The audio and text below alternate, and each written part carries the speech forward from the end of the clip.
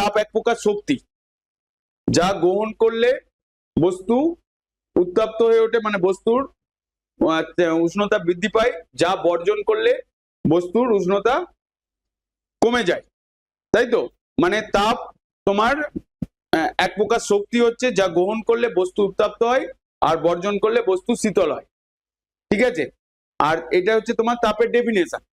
এবার আমরা তাপকে পরিমাপ করতে গেলে, যেটা তোমাদের সিলেবাসে আছে সেই অনুসারে যদি বলি, যে তাপ পরিমাপের একক সিজিএস পদ্ধতিতে তাপের পরিমাপের একককে কি বলা হয়? ক্যালোরি বলা হয়। এটা একটা এমসিকিউ কোশ্চেন। তাপ পরিমাপের একক সিজিএস পদ্ধতিতে ক্যালোরি। 1 ক্যালোরি বলতে কি বোঝো বা ক্যালোরি কাকে বলে, এরকম কোশ্চেন জিজ্ঞেস করতে পারে। যে 1 গ্রাম বিশুদ্ধ জলের উষ্ণতা 1 ডিগ্রি সেন্টিগ্রেড পর্যন্ত বৃদ্ধি করতে যে পরিমাণ তাপের প্রয়োজন হয় তাকে ক্যালোরি বলে বা 1 ক্যালোরি তাপ বলে। এসআই পদ্ধতিতে তাপের একক হচ্ছে তোমার জুল, আর 1 ক্যালোরি হচ্ছে তোমার 4.2 জুল। এই জায়গাতে তোমার 4খানা কোশ্চেন আছে। যে বলছে তাপ পরিমাপের একক, তুমি বলবে ক্যালোরি সিজিএস পদ্ধতিতে। এসআই পদ্ধতিতে তাপের একক হবে তোমার জুল। ক্যালোরি কাকে বলে বা 1 ক্যালোরি কি বা ক্যালোরি কি, এরকম ধরনের 1 নম্বরের কোশ্চেন জিজ্ঞেস করতে পারে।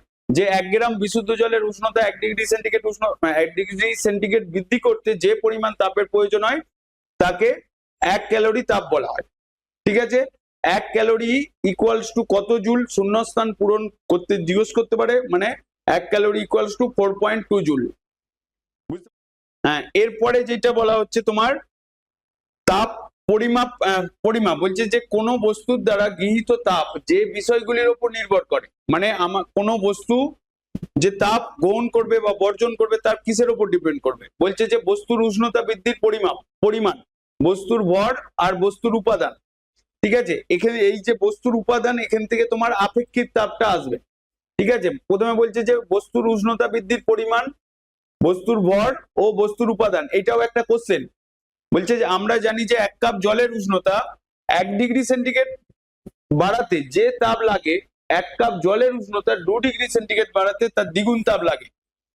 1 কাপ জলের উষ্ণতা 3 ডিগ্রি সেন্টিগ্রেড বাড়াতে 3 গুণ তাপ লাগে। দেখো তোমাদের বইয়েতে এই মানে লাইনটা লেখা রয়েছে যে 1 কাপ জল নিলে তার উষ্ণতা 1 ডিগ্রি সেন্টিগ্রেড বৃদ্ধি করে, মানে 1 ডিগ্রি সেন্টিগ্রেড বাড়াতে যে তাপ লাগে 1 কাপ জলের উষ্ণতা 2 ডিগ্রি সেন্টিগ্রেড বাড়াতে তার দ্বিগুণ তাপ লাগছে।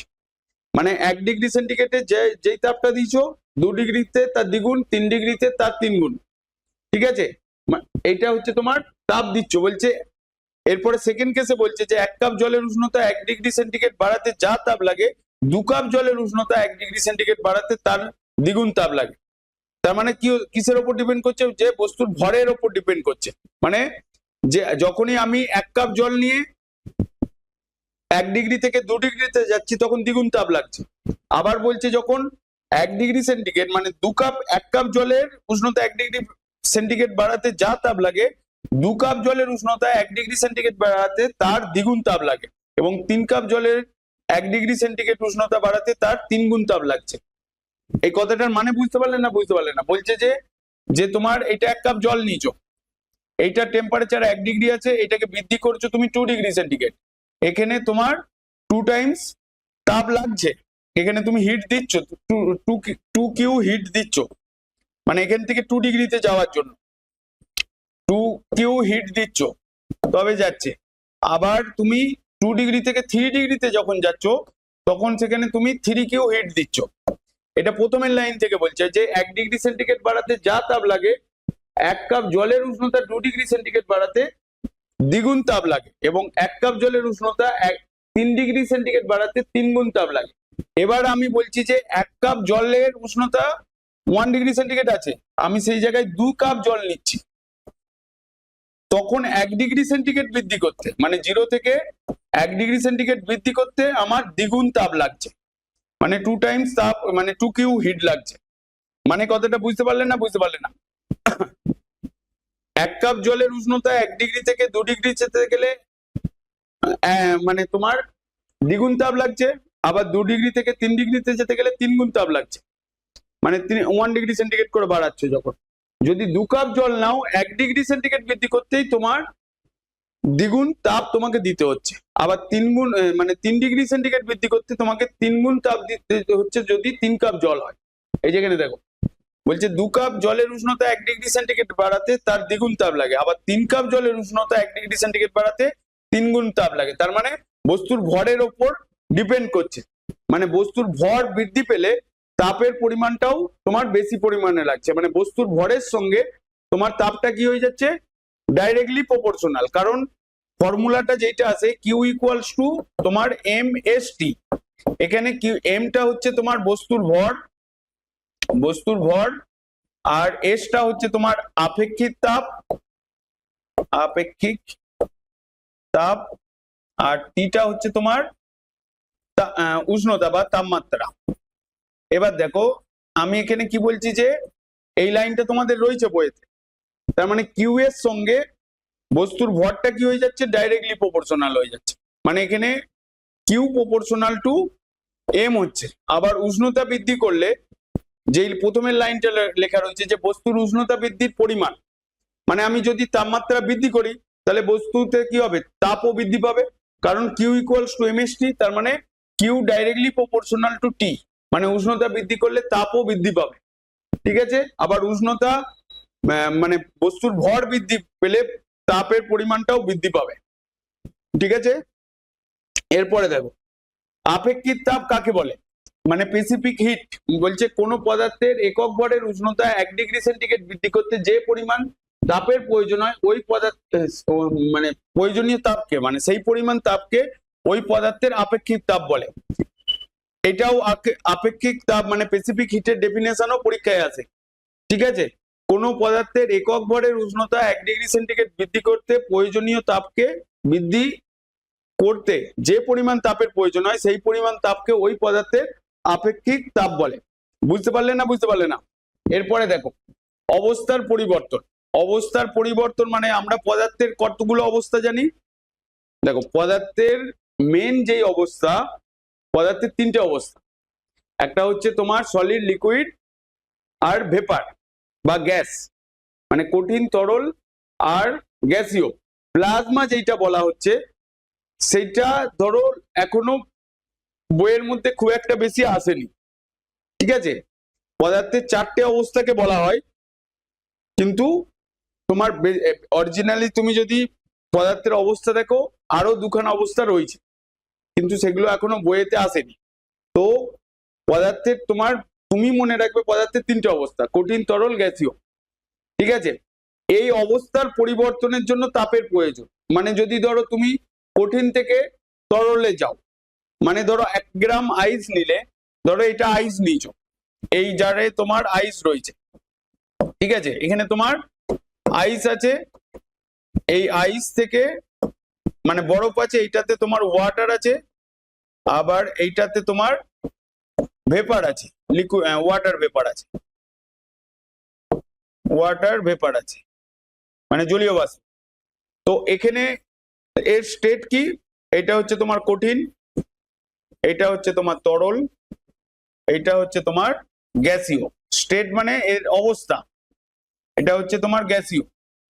বলছে পদার্থের কঠিন অবস্থা থেকে তরল বা তরল অবস্থা থেকে বায়বীয় বা তরল থেকে কঠিন বা বায়বীয় অবস্থা থেকে তরলে পরিবর্তিত হওয়ার ঘটনাকে অবস্থার পরিবর্তন, মানে বলছে যে কঠিন থেকে তরল মানে একটা অবস্থা থেকে আর একটা অবস্থার পরিবর্তনকেই পদার্থের অবস্থার পরিবর্তন বলে।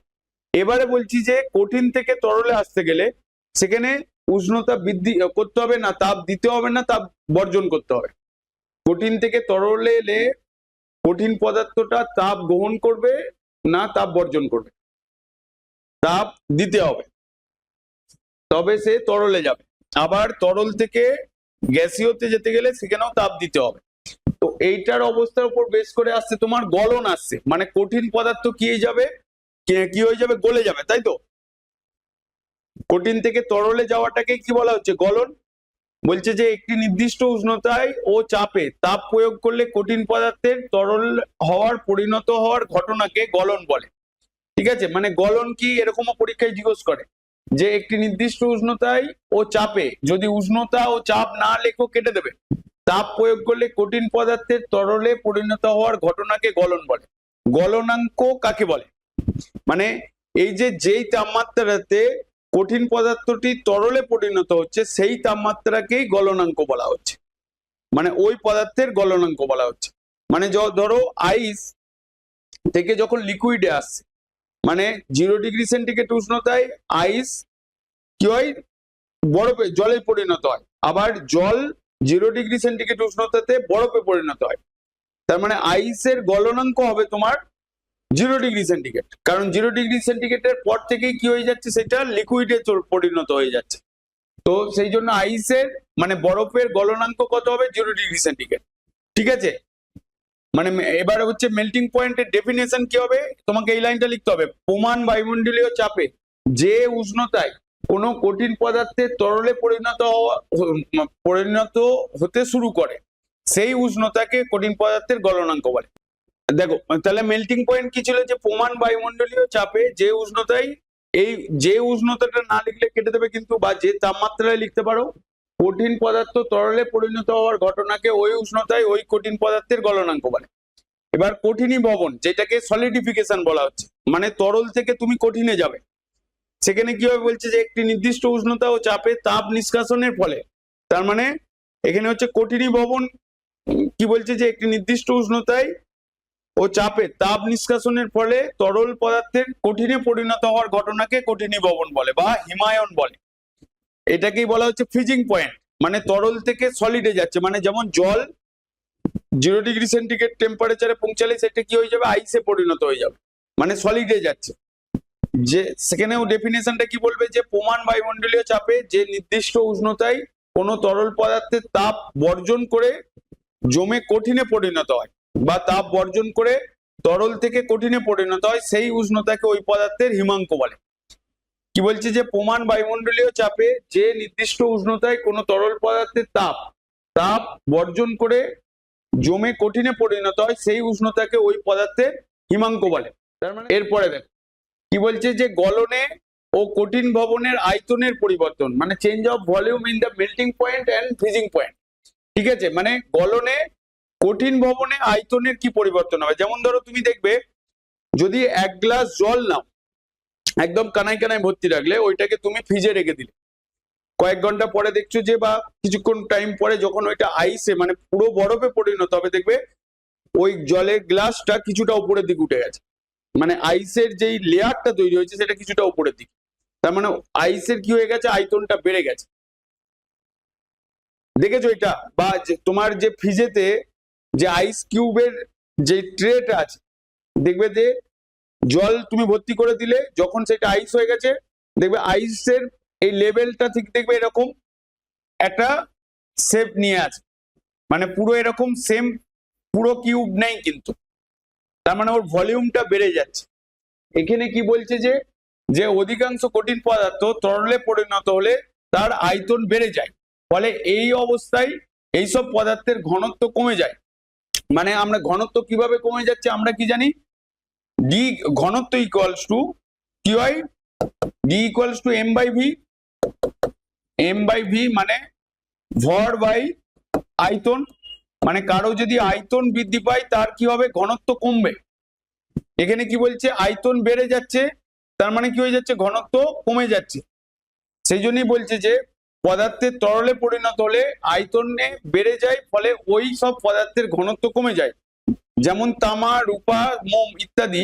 কিন্তু বরফ, ঢালাই লোহা, এইটাই কোশ্চেন কিন্তু, পিতল প্রভৃতি কিছু পদার্থের ক্ষেত্রে গলনে আয়তন কমে যায়, ফলে ওই পদার্থের ঘনত্ব বেড়ে যায়। তাহলে কি দাঁড়ালো, কোশ্চেনটা কি আসতে পারে তোমার, যে এমনি অধিকাংশ কঠিন পদার্থের তরলে পরিণত হলে আয়তন বেড়ে যায়, ফলে ওই পদার্থের ঘনত্ব কমে যায়, তামা, রূপা, মোম ইত্যাদি এক্সাম্পল। কিন্তু বরফ, ঢালাই লোহা, পিতল প্রভৃতি কিছু পদার্থের ক্ষেত্রে গলনে আয়তন কমে যায়, মানে যখন সেটা সলিড থেকে তরলে পরিণত হচ্ছে, মানে কঠিন থেকে তরলে পরিণত হচ্ছে, তখন তাদের আয়তন কমে যাচ্ছে, তার মানে তাদের কি হয়ে যাচ্ছে, ঘনত্ব বেড়ে যাচ্ছে, ফলে ওই সব পদার্থের ঘনত্ব বেড়ে যায়। বলছে জল বরফে পরিণত হলে আয়তনে বাড়ে, ফলে বরফের ঘনত্ব জলের ঘনত্ব অপেক্ষা কম হয়। আবার তরল মোমে তরল মোম কঠিনে পরিণত হলে আয়তনে কমে যায়, ফলে কঠিন মোমের ঘনত্ব তরল মোমের চেয়ে বেশি। এই যে লাইন থেকে যদি কোশ্চেন জিজ্ঞেস করে সেটা বলতে পারবে বুঝিয়ে। বলছে যে জল বরফে পরিণত হলে আয়তনে বাড়ে, ঠিক আছে, ফলে বরফের ঘনত্ব জলের ঘনত্ব অপেক্ষা কমে যায়। বলছে যে বরফ জলে পরিণত হলে বরফের ঘনত্ব কমে যায় কেন, ব্যাখ্যা করতে পারবে? হ্যাঁ কি না? না বুঝতে পারলে না কোশ্চেনটা? কোশ্চেনটা হচ্ছে যে বরফ জলে পরিণত হলে ওর ঘনত্ব কমে যায় কেন? তোমার উত্তর হবে জল বরফে পরিণত হলে ওর আয়তন বেড়ে যায়, ফলে ঘনত্ব কমে যায়। কারণ ঘনত্ব ইকুয়ালস টু ভর বাই আয়তন, আয়তন বৃদ্ধি পেলে ঘনত্ব কমবে। হ্যাঁ কি না? এক কথায় উত্তর কিন্তু। আবার তরল মোম কঠিনে পরিণত হলে আর আয়তন কমে যায়, ফলে কঠিন মোমের ঘনত্ব তরল মোমের চেয়ে বেশি। এবার এই যে জল বরফে পরিণত হলে আয়তনে বাড়ে, এই ঘটনার সুবিধাও আছে অসুবিধাও আছে। সুবিধা কি? বলছে শীত প্রধান দেশে বায়ুমণ্ডলের উষ্ণতা 0 ডিগ্রি সেন্টিগ্রেডের নিচে নেমে যায়। এগুলো কোশ্চেন গিভ রিজন টাইপের কোশ্চেন আসবে, ঠিক আছে। শীত প্রধান দেশে বায়ুমণ্ডলের উষ্ণতা 0 ডিগ্রি সেন্টিগ্রেডের নিচে নেমে যায় এবং জলাশয়ের উপরের দিকে জল জমে বরফে পরিণত হয়। দেখবে বলছে যে কোশ্চেনটা এরকম যে শীত প্রধান দেশে এই ওপরের যে জলটা রয়েছে সেইটা আইস হয়ে যাচ্ছে, আর নিচে এখানে তোমার 4 ডিগ্রি সেন্টিগ্রেড টেম্পারেচারে তোমার ওয়াটার থাকছে, ঠিক আছে। মানে ওপরের অংশটা জলে পরিণত হয়েছে। দেখো তোমার বইতে ছবি দেওয়া আছে, বলছে 0 ডিগ্রি সেন্টিগ্রেডের নিচে নেমে যায় এবং জলাশয়ের ওপরের দিকে জল জমে বরফে পরিণত হয় এবং ভাসতে থাকে, এবং নিচের জলের তাপমাত্রা কমতে কমতে 4 ডিগ্রি সেন্টিগ্রেডে আসলে ওই জলের ঘনত্ব সর্বাধিক হয়। মানে 4 ডিগ্রি সেন্টিগ্রেড উষ্ণতায় জলের ঘনত্ব সর্বোচ্চ, ঠিক আছে। এই জন্য ওই জল কখনো ওপরে এসে বরফে পরিণত হয় না।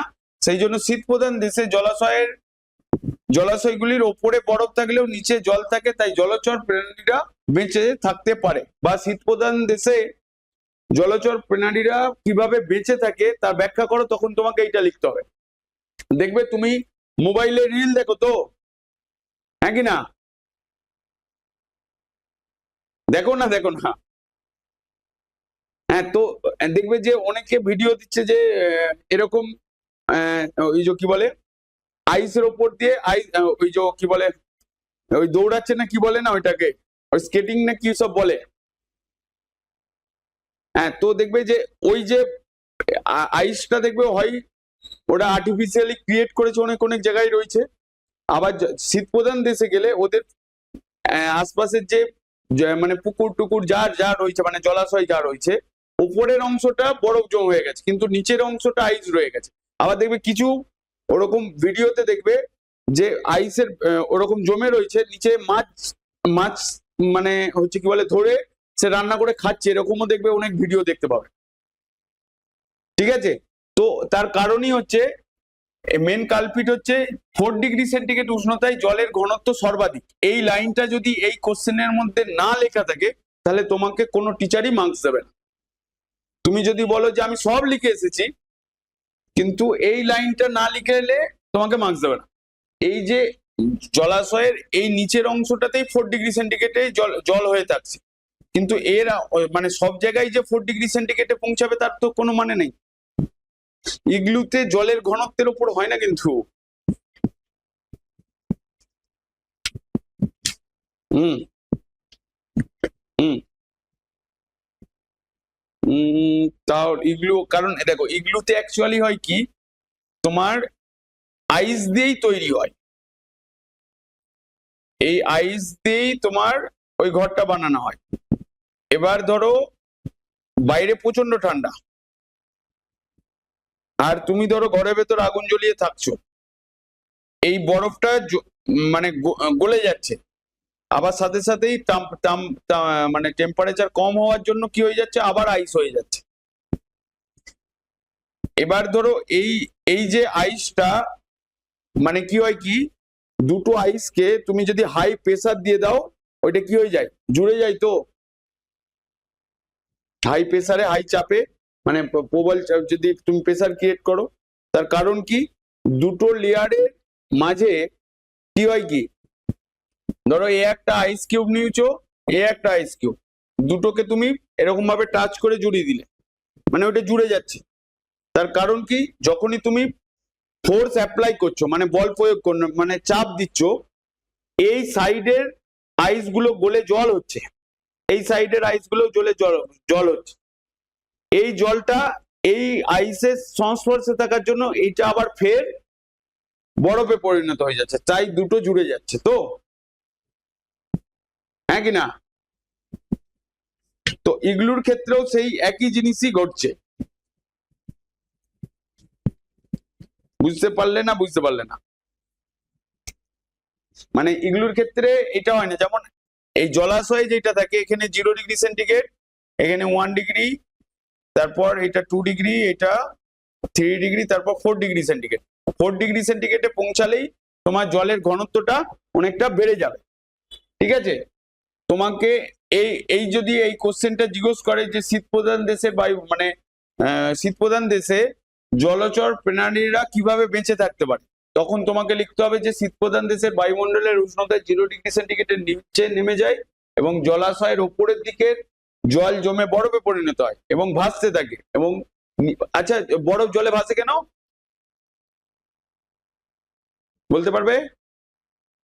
কি বেশি আয়তনটা বেড়ে যাচ্ছে, ঘনত্বটা কমে যাচ্ছে, সেই কারণে। বুঝতে পারলে? এরপরে হচ্ছে যে বলছে নিচের জলের তাপমাত্রা কমতে কমতে 4°C আসলে জলের ঘনত্ব সর্বাধিক হয়, সেই জন্য ওই জল কখনোই উপরেও আসে না, বরফে উপরে এসে বরফে পরিণত হয় না। এই জন্য শীত প্রধান দেশের জলাশয়গুলির উপরে বরফ থাকলেও নিচে জল থাকে এবং জলচর প্রাণীরা বেঁচে থাকে। বুঝতে পারলে এই পয়েন্টটা, এই টপিকটা? এরপরে দেখো আর একটা কি বলছে, অসুবিধা কি, সব থেকে বড় অসুবিধা যদি এরকম জল মানে জলের পাইপে যদি জল জমে যায় তাহলে কি হয়ে যাবে, ওই পাইপও ফেটে যাবে। সেই জন্য এখানে বলছে যে শীত প্রধান দেশে শীতকালে জলের পাইপে জল জমে বরফে পরিণত হয়, ফলে জলের পাইপের আয়তন বেড়ে যায়, ফলে জলের আয়তন বেড়ে যায় এবং পাইপ প্রচন্ড চাপ সৃষ্টি হয় এবং পাইপ ফেটে যায়। এটা হচ্ছে অসুবিধা। শীত প্রধান দেশে ইঞ্জিনের রেডিয়েটরে থাকা জল বরফে পরিণত হলে আয়তন বেড়ে যায়, ফলে রেডিয়েটরের প্রচন্ড চাপ পড়ে এবং রেডিয়েটর ফেটে যায়। পাহাড়ে পাথরের মাঝখানে থাকা জল জমে বরফে পরিণত হলে আয়তনে বেড়ে যায়, ফলে অনেক সময় পাথর ফেটে যায়, এই কারণে পাহাড়ে মাঝে মাঝে ধস নেমে যায়। তো এতগুলো অসুবিধা রয়েছে, সুবিধাও যেমন আছে সেরকম অসুবিধাও রয়েছে। অসুবিধা যে কোনো কয়েকটা মনে রাখলেই হবে।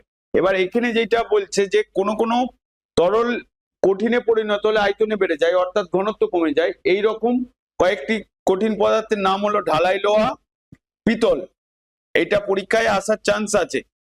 আবার পিতলের মূর্তি তৈরি করার সময় পিতলকে গলিয়ে ছাঁচে ঢালাই হয় এবং গলিত পিতল যখন জমে কঠিনে পরিণত হয় তখন তার আয়তনটা বেড়ে যায় এবং ছাঁচটিকে সম্পূর্ণ ভরাট করে ফেলে এবং অবিকল ছাঁচের আকার পায়। এই জন্য মূর্তি তৈরি করতে পিতল ব্যবহার করা হয়। তোমাকে কোশ্চেনটা জিজ্ঞেস করবে মূর্তি তৈরি করতে পিতল ব্যবহার করা হয় কেন, তখন তোমাকে লিখতে হবে যে এখান থেকে লিখতে হবে যে পিতলের মূর্তি তৈরি করার সময় পিতলকে গলিয়ে ছাঁচে ঢালা হয় এবং গলিত পিতল যখন জমে কঠিনে পরিণত হয় তখন তার আয়তন বেড়ে যায় এবং ছাঁচটিকে সম্পূর্ণরূপে ভরাট করে। তুমি যদি এই লাইনটা না লেখো তাহলে তোমাকে কেটে দেবে, কিন্তু এই যে আয়তন বেড়ে ছাঁচটিকে সম্পূর্ণ ভরাট করে, বা কেউ যদি এরকম লিখতে পারে যে পিতল তরলে পরিণত মানে তরল থেকে কঠিনে পরিণত হলে ওর আয়তন বেড়ে যায়, মানে যখন তুমি পিতলকে গলিয়ে ছাঁচে ঢালা হয় মানে ছাঁচে ঢালছো মানে পিতলকে সলিড থেকে তুমি লিকুইড করছো, ওই লিকুইড থেকে আবার যখন কঠিনে পরিণত হচ্ছে মানে পিতল তরল পিতল থেকে যখন কঠিন পিতলে পরিণত হচ্ছে ওর আয়তনটা বেড়ে যাচ্ছে, ঘনত্ব কমে যাচ্ছে, তখন তুমি এই লাইনটাও লিখতে পারো, ঘনত্ব বেড়ে যায় অর্থাৎ আয়তন বেড়ে যায় ঘনত্ব কমে যায়। ঠিক আছে? এই ঢালাই লোহার ক্ষেত্রেও হবে, এটাও একটা কোশ্চেন। এরপরে দেখো যে গলনাঙ্কের উপরে চাপের প্রভাব, এইমাত্র গলনাঙ্ক বলছিলাম আমরা, যে কঠিন পদার্থ তরলে পরিণত যে উষ্ণতাতে বা যে টেম্পারেচারেতে কঠিন পদার্থ তরলে পরিণত হয় সেই টেম্পারেচারকেই ওর গলনাঙ্ক বলা হয় প্রমাণ চাপ ও উষ্ণতায়। প্রমাণ চাপে বলছে যে অধিকাংশ বস্তুর গলনের ফলে আয়তন বৃদ্ধি পায়, কিন্তু বরফ, ঢালাই লোহা, পিতল প্রভৃতি কিছু পদার্থের ক্ষেত্রে গলনে আয়তন হ্রাস পায়। এই দুই কারণে, মানে কি কথাটা বুঝতে পারলেন না? বুঝতে পারলেন না? আগের পয়েন্টটা বলছিলাম তরল থেকে কঠিনে পরিণত হলে ওর আয়তন বেড়ে যাচ্ছে। এই পয়েন্টে বলছি তরল কঠিন থেকে তরলে পরিণত হলে তার আয়তনটা কমে যাচ্ছে। সেই একই কথাই বলছি, বলছে অধিকাংশ বস্তুর গলনের ফলে, মানে কঠিন থেকে তরলে পরিণত হলে আয়তন বৃদ্ধি পায়, কিন্তু বরফ, ঢালাই লোহা, পিতল প্রভৃতি পদার্থের ক্ষেত্রে গলনে আয়তন হ্রাস পায়। এই দুই প্রকার পদার্থের গলনাঙ্কের ওপর চাপের প্রভাব বিভিন্নভাবে দেখা যায়। মানে কি কিভাবে আসছে বলছে, যে সকল কঠিন পদার্থের গলনের সময় আয়তন বাড়ে সেই সকল পদার্থের ওপর চাপ বাড়ালে তাদের গলনাঙ্ক বেড়ে যায়। অর্থাৎ তারা বেশি উষ্ণতায় গেলে তবেই গলনাঙ্ক বাড়ছে। বলছে এই ধরনের পদার্থ হলো তামা, রূপা, মোম ইত্যাদি। দেখা যাচ্ছে যে প্রমাণ বায়ুমণ্ডলীয় চাপে বা বায়ুমণ্ডলীয় চাপ বৃদ্ধি করতে মোমের গলনাঙ্ক প্রায় 0.04 ডিগ্রি সেন্টিগ্রেড বেড়ে যায়। আবার বলছি যে সকল কঠিন পদার্থের গলনের ফলে আয়তন কমে যায় সেই সকল পদার্থের উপর চাপ বাড়ালে তাদের গলনাঙ্ক কমে যায়। দেখো প্রথম লাইনটা কি ছিল, বলছে যে সকল কঠিন পদার্থের গলনের সময় আয়তন বাড়ে সেই সকল পদার্থের উপর চাপ বাড়ালে তাদের গলনাঙ্ক বেড়ে যায়। এখানে এই লাইনটা কি বলছে, সেকেন্ড পয়েন্টে বলছে যে সকল কঠিন পদার্থের গলনের ফলে আয়তন কমে যায় সেই সকল পদার্থের উপর চাপ বাড়ালে, এখানেও চাপ বাড়াচ্ছিলে, এখানে গলনাঙ্ক বেড়ে যাচ্ছে, এখানে গলনাঙ্ক কমে যাচ্ছে, অর্থাৎ কম উষ্ণতায় গলে। যেমন হচ্ছে বরফ, ঢালাই লোহা, পিতল ইত্যাদি। এই দুটো চাপের প্রভাব, এই দুটো পয়েন্টই লিখতে হবে। তুমি কি লিখবে, এই পর্যন্ত লিখতে পারো, উদাহরণ নাও দিতে পারো, বা উদাহরণ সহ ব্যাখ্যা করে এরকমও কোশ্চেন 3 নম্বরে জিজ্ঞেস করতে পারে। নর্মালি 1 নম্বরের বা 2 নম্বরের জিজ্ঞেস করে, তখন তোমাকে এই শুধু দুটো পয়েন্ট ওপরের লাইন লিখতে হবে, যে সকল কঠিন পদার্থের গলনের সময় আয়তন বাড়ে সেই সকল পদার্থের উপর চাপ বাড়ালে তাদের গলনাঙ্ক বেড়ে যায়, অর্থাৎ তারা বেশি উষ্ণতায় গলে। আর যে সকল কঠিন পদার্থের গলনের ফলে আয়তন কমে যায় সেই সকল পদার্থের উপর চাপ বাড়ালে তাদের গলনাঙ্ক কমে যায়, অর্থাৎ কম উষ্ণতায় গলে। এইটুকু লাইন লিখলেই তোমাদেরকে না মার্কস দিয়ে দেবে। এর পরের পয়েন্টটা দেখো, এই লাস্ট পয়েন্টটা বুঝতে পারলেন না? বুঝতে পারলে না?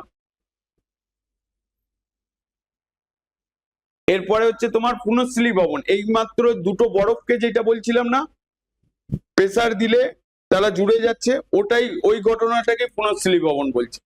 কি বলছে, তোমার 2 খণ্ড বরফকে একসঙ্গে চেপে কিছুক্ষণ ছেড়ে দিলে তারা জোড়া লেগে 1 খণ্ড বরফে পরিণত হয়। মানে 2 খণ্ড বরফকে চাপ, মানে তুমি এরকম ভাবে প্রেসার দিলে, মানে এই যে বলছে একসঙ্গে চেপে কিছুক্ষণ ধরে ছেড়ে দিলে তারা জোড়া লেগে 1 খণ্ড বরফে পরিণত হয়।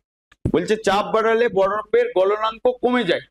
এইমাত্র পড়লে যে চাপ বাড়ালে, এই যে পদার্থের উপর চাপ বাড়ালে পদার্থের গলনাঙ্ক বেড়ে যায়, কিন্তু আবার এই লাইনে পড়েছো যে কঠিন পদার্থের গলনের ফলে আয়তন কমে যায় সেই সকল পদার্থের উপর চাপ বাড়ালে গলনাঙ্ক কমে যায়। মানে যাদের গলনের ফলে আয়তন কমে যায়, বরফের গলনের ফলে আয়তন কমে যায়, তাহলে তাদের উপর চাপ বাড়ালে তাদের ঘনত্ব কি হয়ে যাবে, গলনাঙ্ক কমে যাবে। এই যে বলছে যে চাপ বাড়ালে বরফের গলনাঙ্ক কমে যায়, এইরূপ মানে কমে যায় বলে দুটি বরফ খণ্ডকে ধরে চাপ দিলে তাদের সংযোগস্থলে বরফের গলনাঙ্ক 0 ডিগ্রি সেন্টিগ্রেডের নিচে নেমে যায় এবং ওই স্থানের বরফ গলে জল হয়ে যায়। আবার চাপ সরিয়ে নিলে ওই স্থানের গলনাঙ্ক 0 ডিগ্রি সেন্টিগ্রেডে ফিরে আসে এবং গলে যাওয়া জল জমে বরফ হয়ে যায়, বরফ খণ্ডে না ভুল বলছি, দাঁড়াও কোথায় গেল, যে এখানটা দেখো, আবার চাপ সরিয়ে নিলে ওই স্থানের গলনাঙ্ক 0 ডিগ্রি সেন্টিগ্রেডে ফিরে আসে এবং গলে যাওয়া জল জমে বরফ হয়ে খণ্ড দুটোকে জুড়িয়ে দেয়। এই ঘটনাকে পুনঃস্থিলি ভবন বলে। দেখো পুনঃস্থিলি ভবনের ঘটনাটাই হচ্ছে এইটা। যদি পুনঃস্থিলি ভবনের ডেফিনেশন বলে, এই লাইনটা লিখতে হবে যে চাপ বাড়ালে বরফের গলে যাওয়া এবং চাপ কমালে পুনরায় ওই জলে ওই জলের বরফে পরিণত হওয়ার ঘটনাকে পুনঃস্থিতিভবন বলে। এই জায়গাটা পড়ো, এই জায়গাটা ইম্পর্টেন্ট আছে কিন্তু, যে গলনাঙ্কের ওপর দ্রবীভূত পদার্থের প্রভাব, চাপের প্রভাবটা আছে আর দ্রবীভূত পদার্থের প্রভাব, মানে বরফের সঙ্গে কিছুটা পরিমাণ যদি তুমি সল্ট দিয়ে দাও, লবণ দিয়ে দাও, তাহলে কি হবে? বলছে দুই বা ততোধিক ধাতুর মিশ্রণে গঠিত কোন সংকর ধাতুর গলনাঙ্ক ওর উপাদানের গলনাঙ্কের অপেক্ষা কম হয়। সেই জন্য উচ্চ গলনাঙ্ক বিশিষ্ট পদার্থের কম তাপমাত্রায় গলাবার জন্য তার সঙ্গে কিছু ভিন্ন দ্রব্য মিশ্রিত করা হয়। যেমন সীসা, টিন, বিসমাথের মিশ্রণে বা বিসমুথের মিশ্রণে রোজ মেটাল, এটা আছে না তোমাদের বইতে, রোজ মেটালের গলনাঙ্ক 94.5 ডিগ্রি সেন্টিগ্রেড, কিন্তু তার উপাদানের কোনটিরই গলনাঙ্ক 200 ডিগ্রি সেন্টিগ্রেডের কম না। মানে রোজ মেল্টিং পয়েন্টে সীসা রয়েছে, টিন রয়েছে, বিসমুথের মিশ্রণ বস্তুতে রোজ মেটালের গলনাঙ্ক 94.5 ডিগ্রি সেন্টিগ্রেড হয়, কিন্তু সীসা, টিন, বিসমুথের এদের ইন্ডিভিজুয়াল গলনাঙ্ক 210 ডিগ্রি সেন্টিগ্রেডের বেশি, কিন্তু ওগুলোকে যখন একসাথে মিক্সড করে দেওয়া হচ্ছে তখন তার গলনাঙ্ক এসে যাচ্ছে 94.5 ডিগ্রি সেন্টিগ্রেড। মানে গলনাঙ্কের ওপর কোন পদার্থ, মানে শুধু যদি ওই পদার্থটা থাকে তার যে গলনাঙ্ক হবে তার সঙ্গে যদি অন্য পদার্থ দাও তার গলনাঙ্ক কমে যাবে। যেমন আইসের ক্ষেত্রে হয়, মানে জলের ক্ষেত্রে বা আইসের ক্ষেত্রে দেখবে সল্ট দিয়ে দিলে খুব তাড়াতাড়ি গলে যায়, হ্যাঁ কি না? হ্যাঁ, এরপরে দেখো কি বলছে, যে একইভাবে টিন ও সীসা ও ক্যাডমিয়াম বিসমুথ মিশিয়ে, এটা মোটা হবে না, সীসা, ক্যাডমিয়াম ও বিসমুথ মিশিয়ে উডস মেটাল পাওয়া যায়। এর গলনাঙ্ক 60.5 ডিগ্রি সেন্টিগ্রেড, কিন্তু তার উপাদানগুলির প্রতিটির গলনাঙ্ক 60.5 ডিগ্রি অপেক্ষা অনেক বেশি। এই সংকর ধাতুগুলির গলনাঙ্ক কম বলে ফিউজ তার অগ্নি নির্বাপক ব্যবস্থাতে এবং সতর্কীকরণ ব্যবস্থাতে ইত্যাদি গুরুত্বপূর্ণ কাজে ব্যবহৃত হয়। এই পয়েন্টগুলো রয়েছে তোমাদের বইতে না নেই? গলন ও এগুলো নেই, তা আয়তনের পরিবর্তনও নেই, গলনাঙ্কের উপর চাপের প্রভাব, হ্যাঁ, তার মানে তো তাহলে ওই লাইনটা আছে তো, এই ফিউজ তারটা থাকা মানে আছে তো, তাহলে ঠিক আছে, তার মানে এই গোটা পয়েন্টটাই আছে। এরপরে দেখো হিম মিশ্রণ বা ফ্রিজিং মিক্সচার, যেসব মিশ্রণ দিয়ে খুব কম উষ্ণতার সৃষ্টি করা যায় তাদের হিম মিশ্রণ বলা হয়। বলছে যে বরফের সঙ্গে সাধারণ লবণ মিশালে ওর উষ্ণতা -21 ডিগ্রি সেন্টিগ্রেড পর্যন্ত নেমে যায়। ঠিক আছে, মানে দেখবে যখন আমরা শরবত বানাই, লবণ জল বা যেটাকে আমরা নুন চিনির জল বলি, ওর সঙ্গে আইস দিলে আরো বেশি ঠান্ডা হয়ে যায়। তার কারণই হচ্ছে তোমার এই যে বলছে যে বরফের সঙ্গে সাধারণ লবণ মেশালে উষ্ণতা -21 ডিগ্রি সেন্টিগ্রেড পর্যন্ত কমে যায়। এই ধরনের মিশ্রণকে হিম মিশ্রণ বলে। বরফের গলে যাওয়া এবং বরফের গলে যাওয়া এবং জলে লবণের দ্রবীভূত হওয়া, এই দুই প্রক্রিয়া কিছু পরিমাণ তাপের প্রয়োজন হয় এবং উভয় ক্ষেত্রে এই তাপ বরফ ও লবণের মিশ্রণ থেকে সংগ্রহ করে বলে মিশ্রণটির উষ্ণতা কমে যায়। উষ্ণতা কেন কমে যায়? যে বলছে যে বরফের সঙ্গে সাধারণ লবণ মেশালে তার উষ্ণতা 21 ডিগ্রি সেন্টিগ্রেড পর্যন্ত কমে যায়। তার কারণ তুমি কি লিখবে?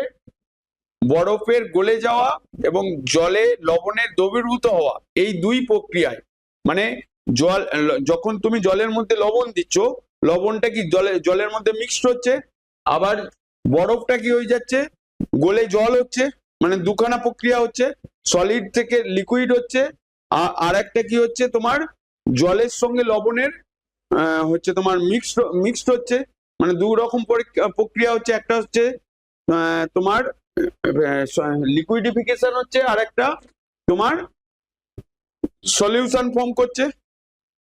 ঠিক আছে, তাহলে এই দুই প্রক্রিয়ার জন্য কিছু পরিমাণ তাপের প্রয়োজন হয়। উভয় ক্ষেত্রে এই তাপ বরফ ও লবণের মিশ্রণ থেকে সংগ্রহ বলে মিশ্রণটির উষ্ণতা কমে যায়। মানে বুঝতে পারলে না এই লাইনটা, যে এই যদি তোমাকে এই কোশ্চেনটা জিজ্ঞেস করে বরফের সঙ্গে সাধারণ লবণ মেশানো হয় কেন, তোমার উত্তর হবে উষ্ণতা আরো কমানোর জন্য। এবার যদি কোশ্চেনটা জিজ্ঞেস করে যে সাধারণ লবণ মিশিয়ে মানে 21 ডিগ্রি সেন্টিগ্রেড পর্যন্ত যায় এবং কেন যায়, কেনর উত্তরটা তখন তোমাকে বলতে হবে যে বরফের গলে যাওয়া এবং জলে লবণের দ্রবীভূত হওয়া, এই দুই প্রক্রিয়ার জন্য কিছু পরিমাণ তাপের প্রয়োজন। মানে বরফ গলে যাওয়াটাকে কি বলা হয়, লিকুইডিফিকেশন, মানে তরলীভবন, মানে সলিড থেকে লিকুইডে হচ্ছে। তারপর জলে লবণের দ্রবীভূত হওয়া, মানে জলের সঙ্গে লবণ যে দ্রবীভূত হচ্ছে সেখানেও তোমার সলিউশন ফর্ম হচ্ছে, মানে দুটো প্রক্রিয়া হচ্ছে। এই দুটো প্রক্রিয়ার জন্য তাপের প্রয়োজন। এই তাপটা কোথা থেকে নেই, যে বলছে উভয় ক্ষেত্রে এই তাপ বরফ ও লবণের মিশ্রণ থেকে সংগ্রহ করে, তাই মিশ্রণটির উষ্ণতা কমে যায়। যেসব দ্রব্য পচনশীল বা সহজে খারাপ হয়ে যায় সেই সব দ্রব্যের সংরক্ষণের জন্য হিম মিশ্রণ ব্যবহার করা হয়। এইটা এমসিকিউ কোশ্চেনে আসতে পারে। হিম মিশ্রণ কি, হিম মিশ্রণের ব্যবহার লেখো, ঠিক আছে। বা হিম মিশ্রণ কি, বরফের সঙ্গে সাধারণ লবণ মেশালে ওর উষ্ণতা কত ডিগ্রি সেন্টিগ্রেড হয়, এটাও জিজ্ঞেস করতে পারে, ঠিক আছে। এরপরে হচ্ছে তোমার লিনতাপ আছে না নেই, দেখো লিনতাপ কি। লিনতাপ হচ্ছে অ্যাকচুয়ালি দেখো 0 ডিগ্রি সেন্টিগ্রেড উষ্ণতায় জল আর 0 ডিগ্রি সেন্টিগ্রেড উষ্ণতার বরফ, ঠিক আছে। মানে জল থেকে বরফে যাওয়া আর বরফ থেকে জলে যাওয়া দুটোর কিন্তু একটা স্টেজেতে দুটোরই টেম্পারেচার সেম থাকে। সেই উষ্ণতাতে শুধু তাপের আদান প্রদান হয়, মানে তাদের শুধু অবস্থার পরিবর্তন হয়, উষ্ণতার কোনো পরিবর্তন হয় না। ওই যে তাপের আদান প্রদান করছে সেই তাপটাকেই বলা হচ্ছে লিনতাপ। লিনতাপ কি বলছে, কোন পদার্থের অবস্থার পরিবর্তনের সময় সেটি কিছু তাপ গ্রহণ বা বর্জন করে, কিন্তু বস্তুর উষ্ণতার কোনো পরিবর্তন হয় না। পদার্থের অবস্থার পরিবর্তনের সময় যে তাপ গৃহীত বা বর্জিত হয় তাকে লিনতাপ বলা হয়। অ্যাকচুয়ালি লিনতাপ দেখো, কোন বস্তুর মধ্যে উষ্ণতা বৃদ্ধি বা উষ্ণতা হ্রাস, সেটা বস্তুর উপাদানের কিসের উপর নির্ভর করে বলতে পারবে? অণুগুলোর মধ্যে কি ঘটে, কোন পদার্থের মধ্যে মানে কি থাকে, অণু থাকে, তো অণু পরমাণু থাকে, বলতে পারবে? এটা যদিও ক্লাস 9-এর জিনিস, যে কি কারণের জন্য পদার্থের উষ্ণতা বৃদ্ধি পায় বা কোন শক্তির জন্য পদার্থের উষ্ণতা বৃদ্ধি পায়, বলতে পারবে?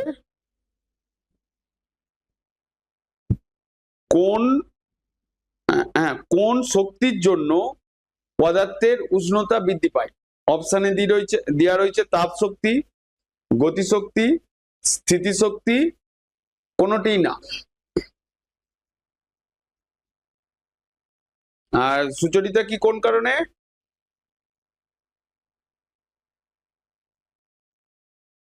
আমি বলছি যে কোন উষ্ণতার জন্য, না না না কি বললাম, কোশ্চেনটা কি বললাম ভুলে গেলাম, যে অনেকবার বলেছি, দাঁড়ো দাঁড়ো দাঁড়ো, না কিসের কারণে পদার্থের উষ্ণতা বৃদ্ধি পায়, কোন শক্তির জন্য পদার্থের উষ্ণতা বৃদ্ধি পায়? একটা হচ্ছে তাপ শক্তি, গতিশক্তি, স্থিতিশক্তি, কোনটি না। অ্যাকচুয়ালি পদার্থের অণুগুলোর ভেতরে যদি গতিশক্তি ক্রিয়েট হয় তবেই উষ্ণতা বৃদ্ধি পাবে।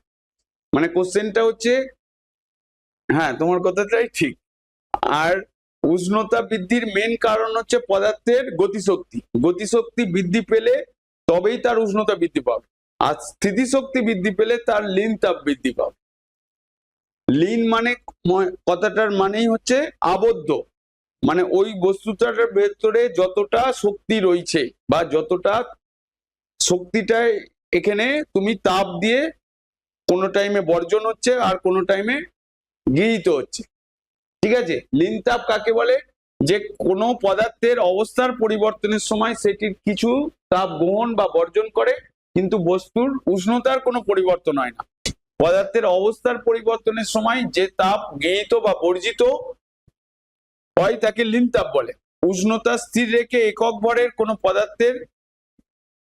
পদার্থের শুরুর অবস্থা মানে স্টার্টিং থেকে শুরু অবস্থার পরিবর্তনের জন্য যে পরিমাণ তাপ প্রয়োগ বা নিষ্কাশন করতে হয় সেই পরিমাণ তাপকে ওই পদার্থের পরিবর্তনের লীন তাপ বলে। যেমন গলনের লীন তাপ, তোমার গলনের লীন তাপে ছিল গলনাঙ্কের উষ্ণতা ফিক্সড, মানে যে কঠিন পদার্থটি যেই তাপমাত্রায় গলবে মানে গলে লিকুইডে পরিণত হবে সেই তাপমাত্রাটাকেই বলা হচ্ছে তোমার গলনাঙ্ক, ঠিক আছে।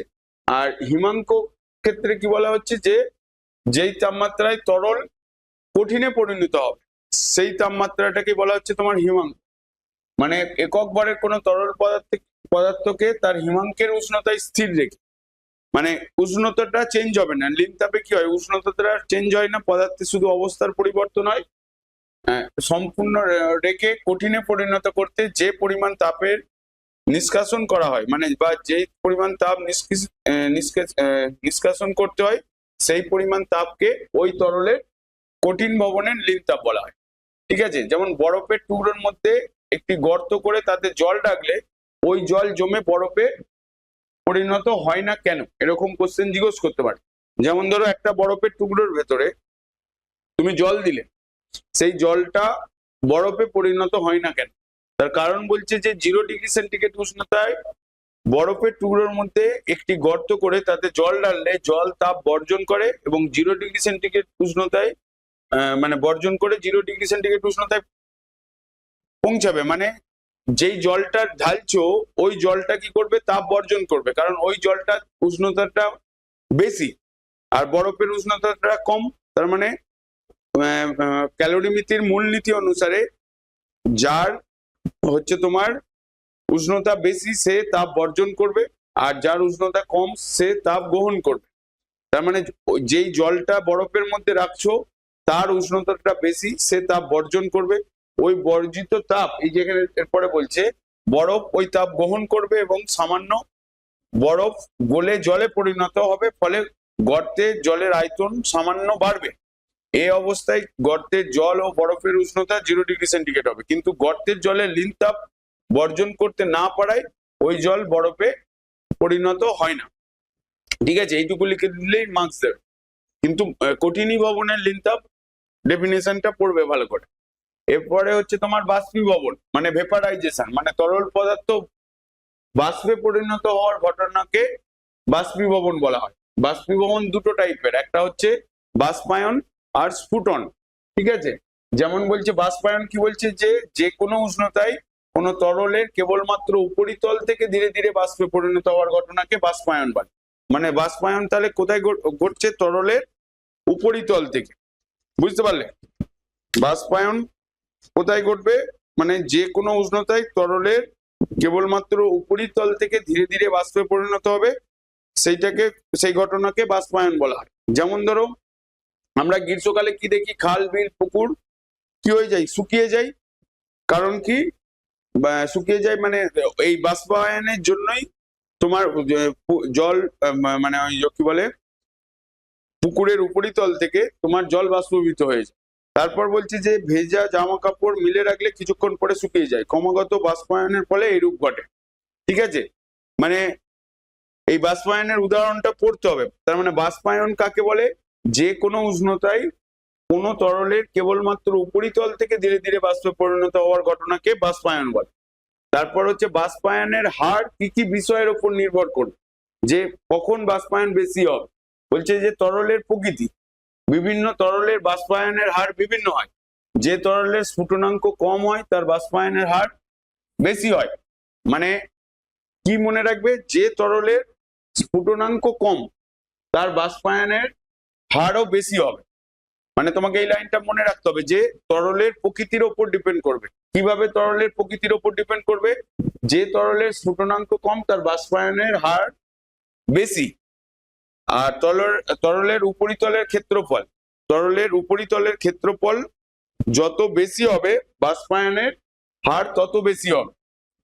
এই জন্য বলছি যে বাষ্পায়ন কাকে বলে, তোমার যে উষ্ণতায়, এই যেখানে দেখো যে উষ্ণতায় কোনো তরলের কেবলমাত্র উপরিতল থেকে ধীরে ধীরে বাষ্পে পরিণত হওয়ার ঘটনাকে বাষ্পায়ন বলে। আর বাষ্পায়ন কিসের উপর ডিপেন্ড করবে? তরলের প্রকৃতির উপরে। মানে যে তরলের স্ফুটনাঙ্ক কম সেই তরলের বাষ্পায়নের হার তত বেশি। আবার তরলের উপরিতলের ক্ষেত্রফল যত বেশি হবে বাষ্পায়ন তত বেশি হবে। তরলের ওপর চাপ, তরলের ওপর বায়ুমণ্ডলের চাপ যত কম হয় বাষ্পায়নের হার তত বেশি হয়।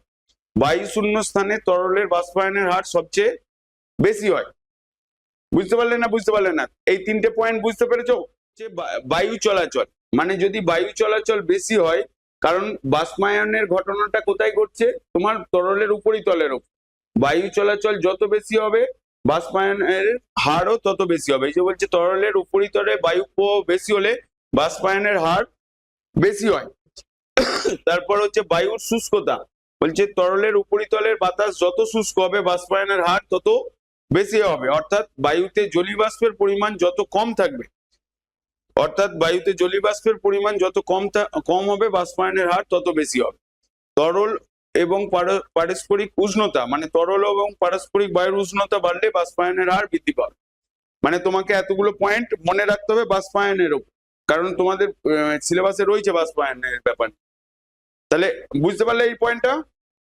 এরপরে হচ্ছে তোমার এখান থেকে একটা কোশ্চেন জিজ্ঞেস করছে, বলছে গরমকালে ঘামে ভেজা শরীরের হাওয়ার সামনে দাঁড়ালে আরাম হয় কেন? বলছে যে ঘামে ভেজা শরীরের হাওয়ার সামনে দাঁড়ালে শরীরের ঘাম দ্রুত বাষ্পীভূত হয়ে বাষ্পায়নের জন্য প্রয়োজনীয় লিনতাপ দেহ থেকে শোষিত হয়। মানে বাষ্পায়ন ঘটতে গেলে তোমার কি হয়? তাপ গ্রহণ করছে, সেই তাপটা মানে কোথা থেকে গ্রহণ করছে? আমাদের দেহ থেকে গ্রহণ করছে। এই জন্যই বলছে যে বাষ্পায়নের জন্য প্রয়োজনীয় লিনতাপ দেহ থেকে শোষিত হয়, ফলে দেহের শীতলতা অনুভূতি হয়, তাই আরাম লাগে। এরপরে হচ্ছে তোমার বয়েলিং, মানে স্ফুটন। মানে মানে কোন জিনিসটা বয়েল হয়? সলিড বয়েল হয় না গ্যাস বয়েল হয় না তরল বয়েল হয়? তরল বয়েল হয়। তার মানে বয়েলিং পয়েন্ট বা স্ফুটন কার দেখতে পাওয়া যাবে? তরলের দেখতে পাওয়া যাবে। বলছে একটি নির্দিষ্ট উষ্ণতায় ও চাপে কোনো তরল পদার্থের সমগ্র অংশ থেকে দ্রুত বাষ্পে পরিণত হওয়ার ঘটনাকে তোমার স্ফুটন বলে। মানে একটি নির্দিষ্ট উষ্ণতায়, এই নির্দিষ্ট উষ্ণতা বা চাপ, এই কথাটা যদি তুমি তোমার ডেফিনেশনে না লেখো তাহলে কেটে দেবে কিন্তু। সেই জন্য লিখতে হবে যে একটি নির্দিষ্ট উষ্ণতায় ও চাপে কোনো তরল পদার্থের সমগ্র অংশ থেকে দ্রুত বাষ্প পরিণত হওয়ার ঘটনাকে স্ফুটন বলে। যতক্ষণ স্ফুটন চলতে থাকে ততক্ষণ তাপ দেওয়া সত্ত্বেও তরলের উষ্ণতার কোনো পরিবর্তন হয় না। এই সময় প্রযুক্ত তাপীয় অবস্থার পরিবর্তন কাজে লাগে। ঠিক আছে? তার মানে যতক্ষণ তোমার স্ফুটন চলবে তখন তরলের উষ্ণতার কোনো পরিবর্তন হবে না। এটা একটা কোশ্চেন। এরপরে বলছে বাষ্পায়ন আর স্ফুটনের মধ্যে পার্থক্য। দেখবো অনেক স্কুলে এই কোশ্চেনটা আসে যে বাষ্পায়ন তরলের উপরিতল থেকে হয় কিন্তু স্ফুটন তরলের সমগ্র অংশ থেকে হয়। আর বাষ্পায়নে যে কোনো উষ্ণতায় হয় কিন্তু স্ফুটন একটি নির্দিষ্ট উষ্ণতায় হয়। বাষ্পায়ন একটি মন্থর প্রক্রিয়া, মানে স্লোলি হয়, কিন্তু স্ফুটন দ্রুত পদ্ধতি। বাষ্পায়ন নিঃশব্দে হয় কিন্তু স্ফুটন সশব্দে হয়। মানে যদি ধরো তুমি 1 কেটলি জল নাও, দিয়ে তুমি যদি ওভেনে হিট করতে থাকো, দেখবে জল যখন 100 ডিগ্রি সেন্টিগ্রেড টেম্পারেচারের বেশি হয়ে গেছে বা 100 ডিগ্রি সেন্টিগ্রেড টেম্পারেচারে পৌঁছে গেছে, তখন সেটা ফুটতে আরম্ভ করছে এবং ফোটার সঙ্গে একটা আওয়াজ আসছে। সেই জন্যই বলছে যে সশব্দে হয়। এবার হচ্ছে তোমার স্ফুটনাঙ্ক।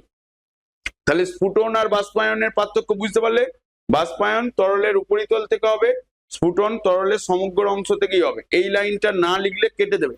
বাষ্পায়ন উষ্ণতা, মানে মার্কস দেবে না কিন্তু। আর বাষ্পায়ন যে কোনো উষ্ণতায় ঘটে, স্ফুটন একটি নির্দিষ্ট উষ্ণতায় ঘটে। মানে তুমি যদি প্রথমে দুটো পয়েন্ট লেখো তবেই তোমাকে 2 মার্কস দেবে। এরপর তুমি যদি উল্টো পাল্টা যাই লেখো না কেন তোমাকে মার্কস দেবে না কিন্তু।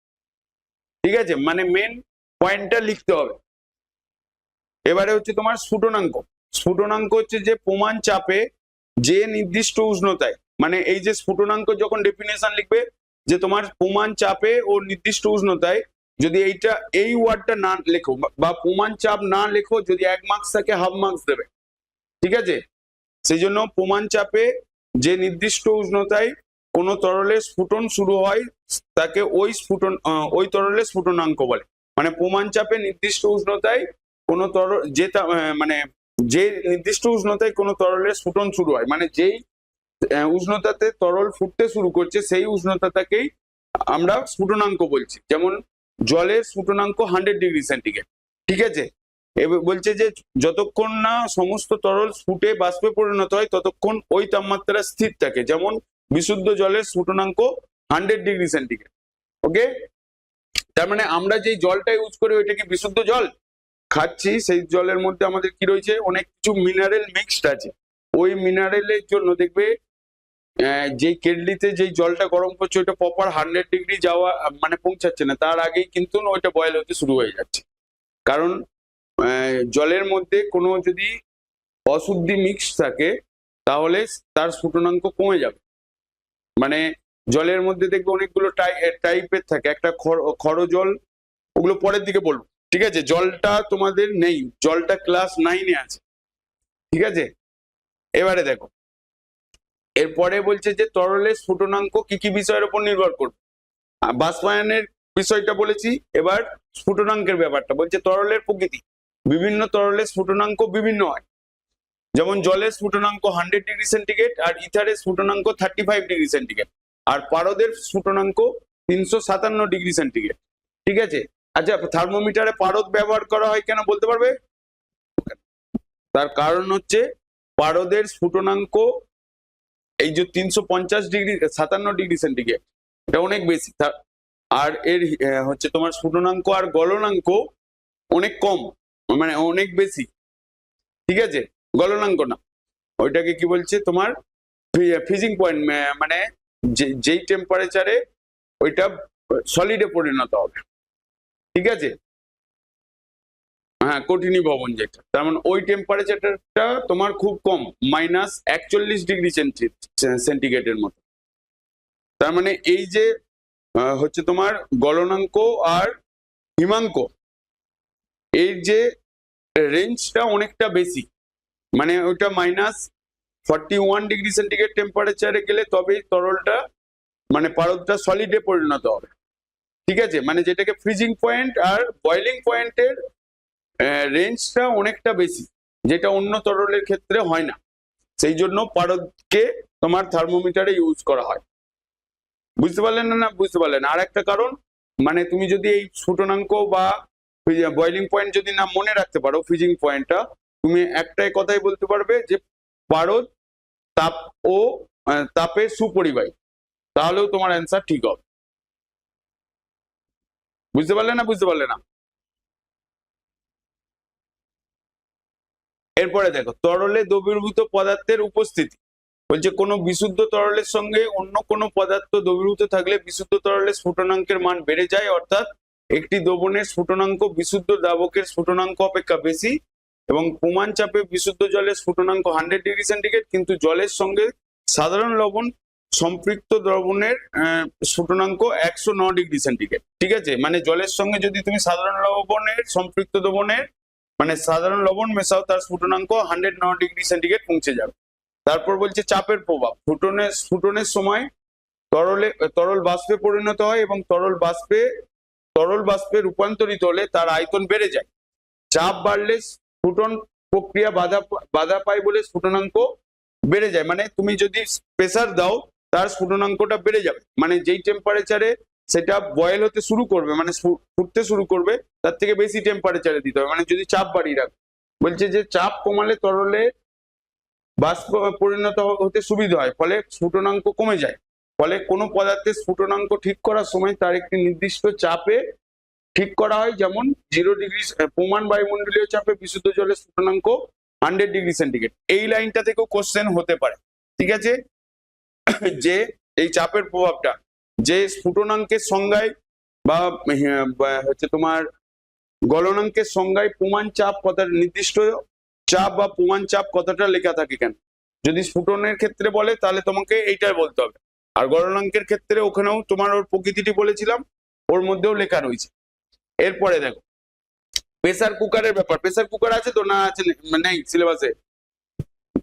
দেখো এখানে কি হয় কি, যে আমি চাপ প্রয়োগ করে, একটু আগে কি বললে যে চাপের প্রভাবটাই স্ফুটনের যেটা বলছিলে যে তরল বাষ্পে পরিণত হয়, মানে স্ফুটনের সময় তরল বাষ্পে পরিণত হয়, তরল বাষ্পে রূপান্তরিত হলে তার আয়তন বেড়ে যায়।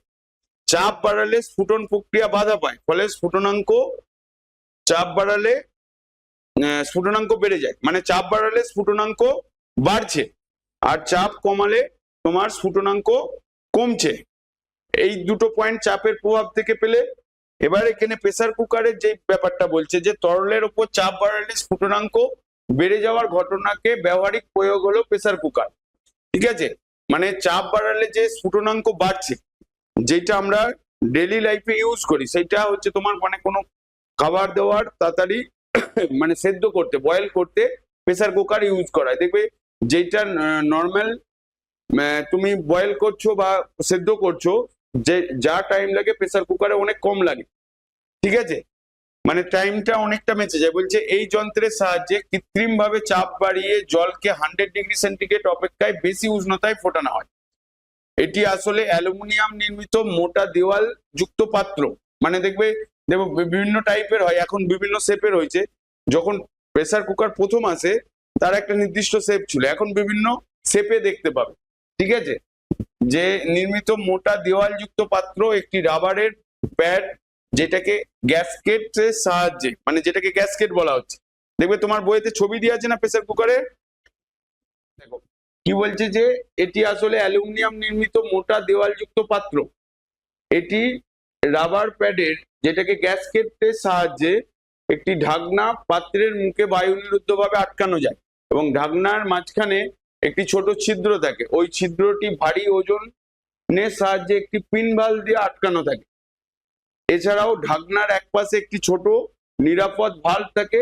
কুকারের ভেতর খাদ্যবস্তু ও জল রেখে বায়ু নিরুদ্ধভাবে ঢাকনাটি আটকিয়ে গরম করা হয়। যথেষ্ট গরম হলে পাত্রের ভেতরের বাষ্প জমা হয় এবং চাপ বাড়ে। চাপ যথেষ্ট বাড়লে জলের স্ফুটনাঙ্ক বাড়ে। এর ফলে পাত্রের ভেতরের খাদ্যবস্তু খুব কম সময়ে সুসিদ্ধ হয়। তার মানে তোমাকে কোন লাইনটা লিখতে হবে, যদি ধরো তুমি এতটুকু অংশ নাই লিখলে, এই এই যে পর্যন্ত যেটা আমি বললাম যে প্রেসার কুকারে আসলে একটি নির্মিত মোটা দেওয়ালযুক্ত পাত্র, এটা লিখলে না। বলছে যে কুকারের ভেতরে মানে মেন কার্যপ্রণালীটা, যে কুকারের ভেতর খাদ্যবস্তু ও জল রেখে বায়ু নিরুদ্ধ, এই কথাটা লিখতেই হবে। ঢাকনাটি আটকে দিয়ে গরম করা হয়। যথেষ্ট গরম হলে পাত্রের ভেতরে বাষ্প জমা হয়। এই যে বাষ্প জমা হচ্ছে এই কথাটা লিখতে হবে।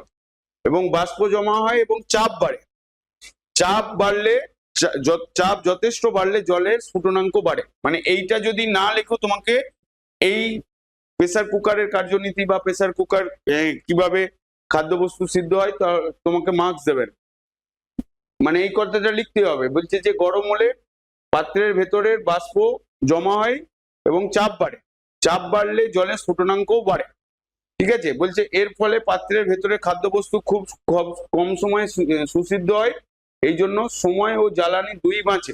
বলছে কোনো কারণে বাষ্পচাপ হঠাৎ বেশি হলে নিরাপত্তা ভালভ খুলে যাবে এবং অতিরিক্ত বাষ্প বেরিয়ে যাবে।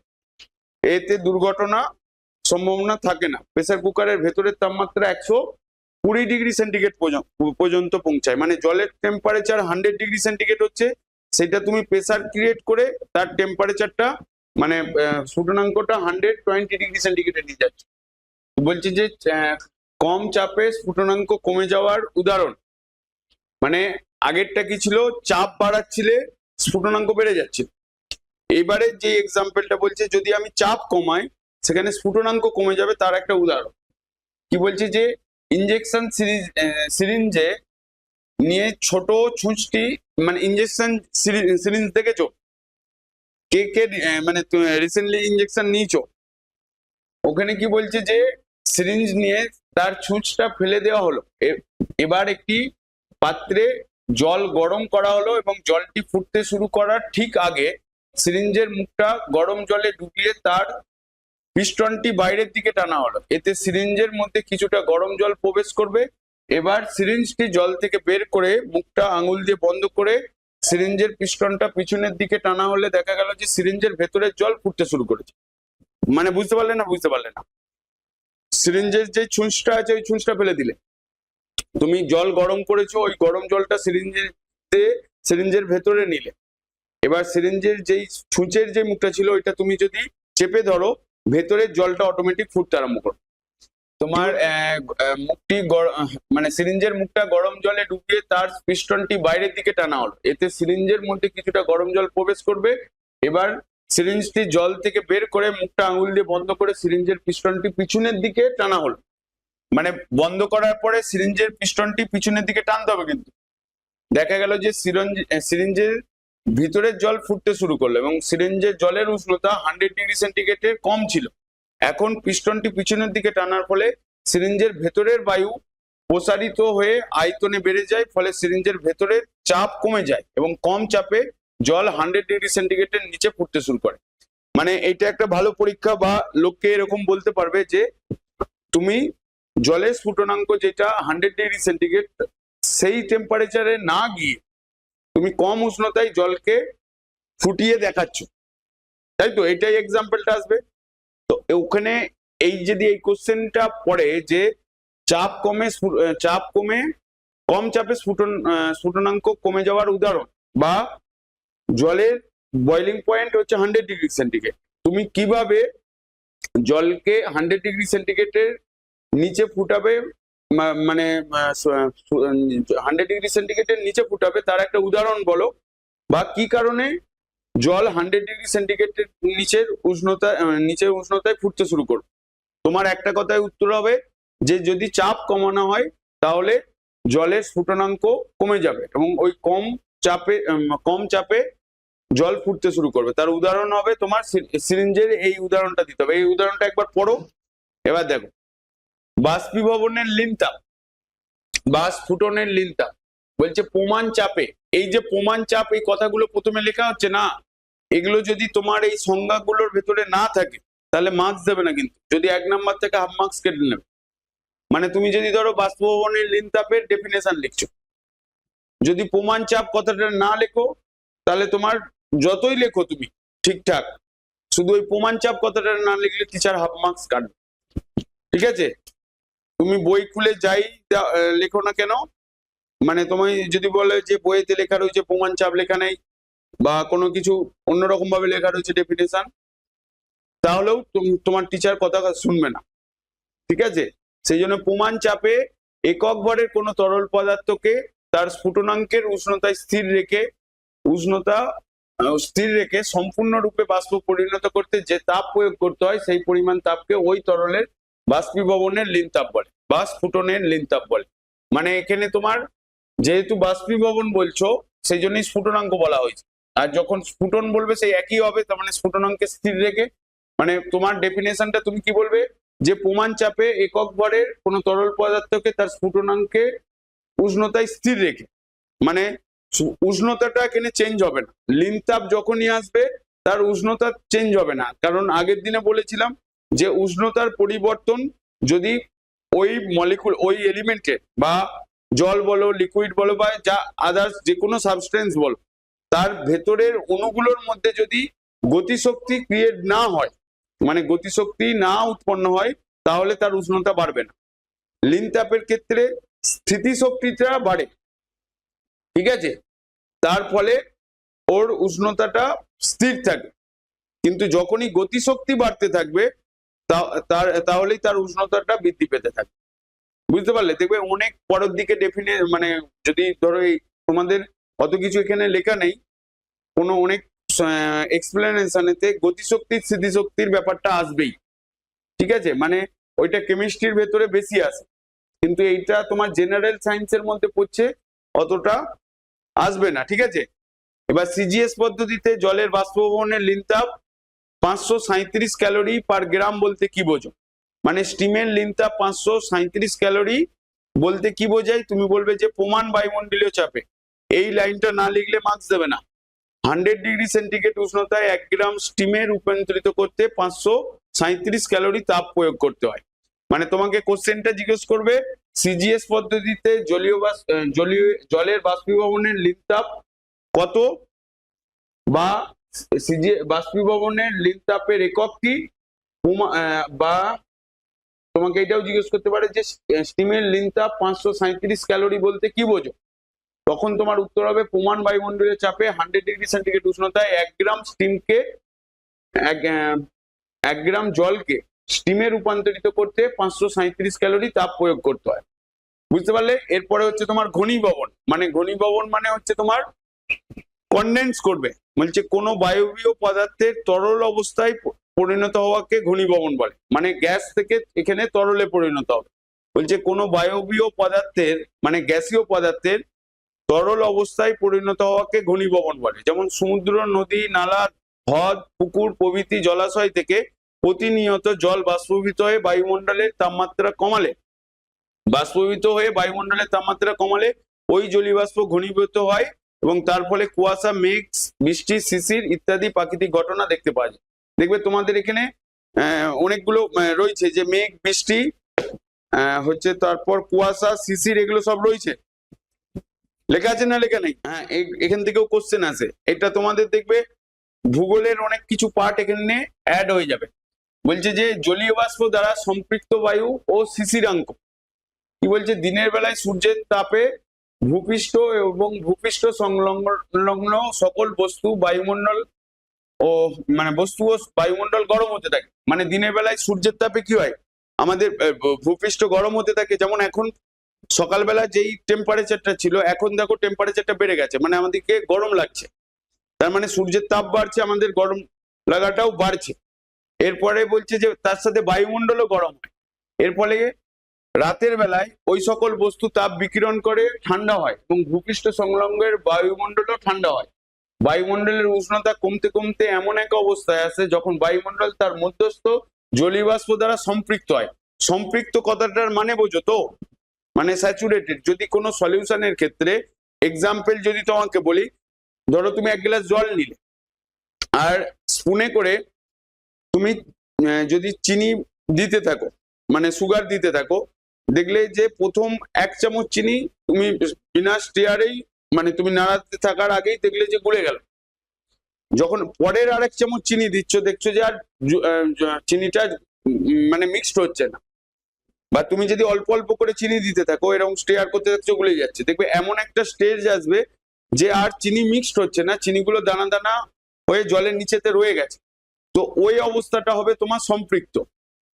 এবার তুমি ধরো ফোর্সফুলি আরো নাড়াতে থাকলে দেখলে যে চিনি মিক্সড হয়ে যাচ্ছে, আবার 1 চামচ চিনি দিলে আবার মিক্সড হয়ে যাচ্ছে, তখন সেইটা হয়ে যাচ্ছে তোমার অতিপৃক্ত। ওই যে মিক্সড হওয়ার আগে যেই সলিউশনটা তৈরি হয়েছে সেটা হচ্ছে তোমার অসম্পৃক্ত। সম্পৃক্ত হচ্ছে যেই স্টেজেতে আর কোনো দ্রব্য বা অন্য মানে দ্রব্য আর মিক্সড হবে না, সেই স্টেজটাকেই বলা হচ্ছে তোমার সম্পৃক্ত অবস্থা। মানে সম্পৃক্ত অবস্থাটা খুবই লিমিটেড সময়ের জন্য, অসম্পৃক্ত আর অতিপৃক্তটা হওয়াটা খুব বেশি। ঠিক আছে, বুঝতে পারলে? এবার বায়ুর ক্ষেত্রেও ঠিক একই জিনিস ঘটবে। আমরা কি জানি যে পদার্থের 3খানা অবস্থা, কঠিন, তরল, গ্যাসীয়।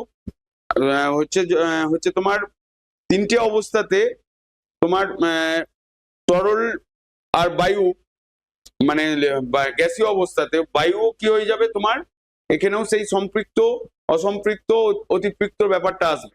ঠিক আছে, মানে সলিউশনের ক্ষেত্রেই হবে যে শুধু এরকম কিছু ব্যাপার নাই, মানে দ্রবণের ক্ষেত্রে। সেই জন্য এখানে কি বলছে দেখো, যে কোথায় ছিলাম, যে ওই সকল বস্তু তাপ বিকিরণ করে ঠান্ডা হয় এবং ভূপৃষ্ঠ সংলগ্ন বায়ুও ঠান্ডা হয় এবং বায়ুমণ্ডলের উষ্ণতা কমতে কমতে এমন একটা অবস্থায় আসে যখন বায়ুমণ্ডল তার মধ্যস্থ জলীয় বাষ্প দ্বারা সম্পৃক্ত হয়। যে উষ্ণতায় কোনো নির্দিষ্ট পরিমাণ বায়ু তার মধ্যস্থ জলীয় বাষ্প দ্বারা সম্পৃক্ত হয় তাকে শিশিরাঙ্ক বলে। এই শিশিরাঙ্কের ডেফিনেশন পরীক্ষায় আসে, তখন কি লিখতে হবে? যে উষ্ণতায় কোনো নির্দিষ্ট পরিমাণ বায়ু তার মধ্যস্থ জলীয় বাষ্প দ্বারা সম্পৃক্ত হয়। যদি মধ্যস্থ জলীয় বাষ্প দ্বারা সম্পৃক্ত কথাটা না লেখো, তোমাকে মার্কস দেবে না। এই সম্পৃক্ত কথাটা না লিখলে মার্কস দেবে না।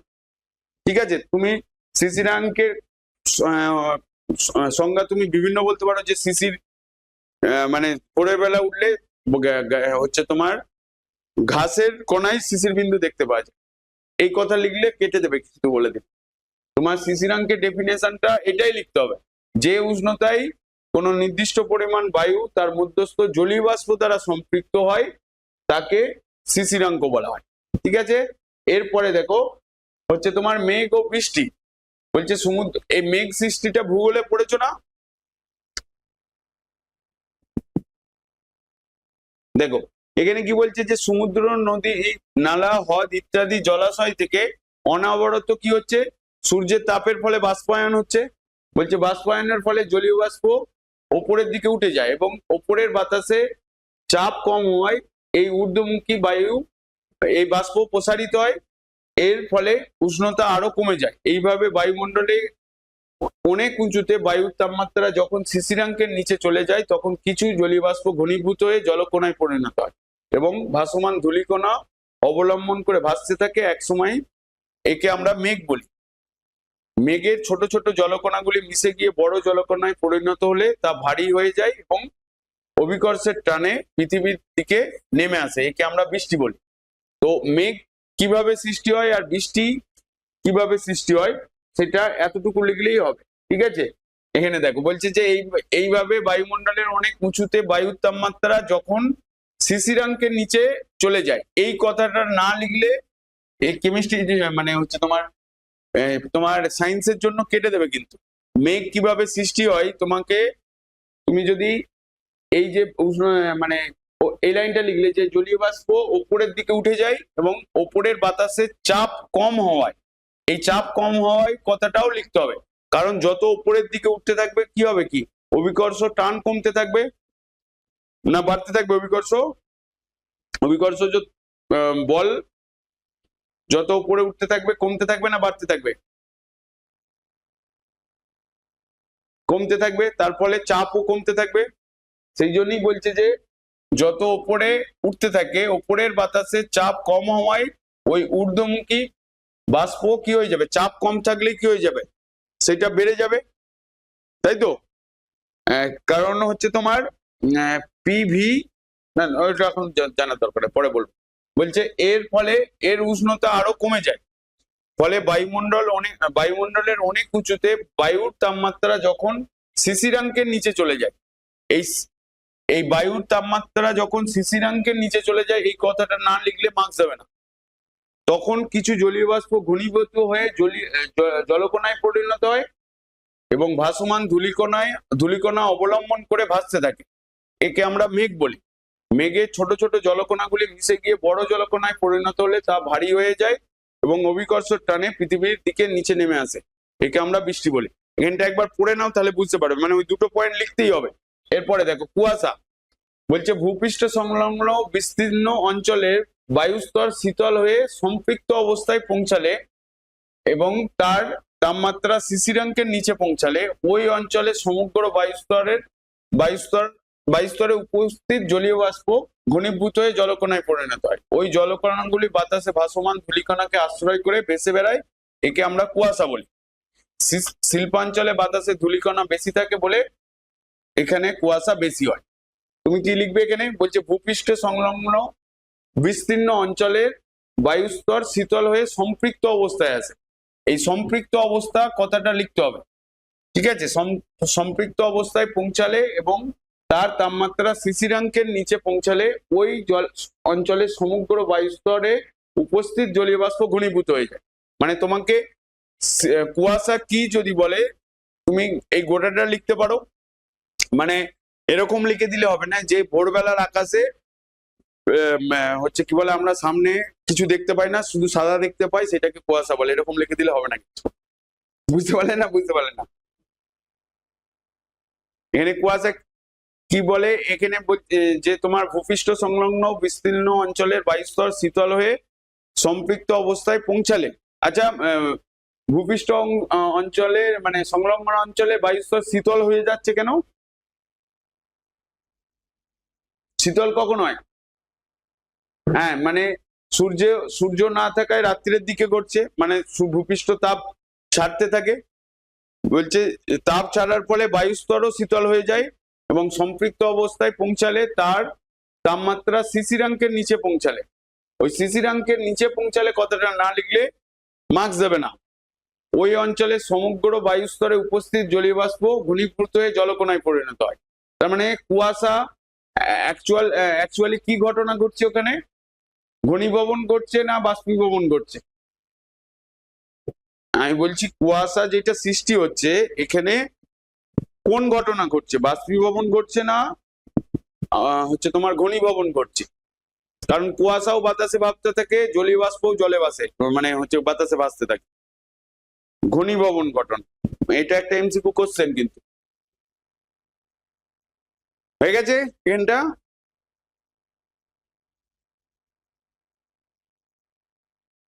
এরপরে দেখো শিশির।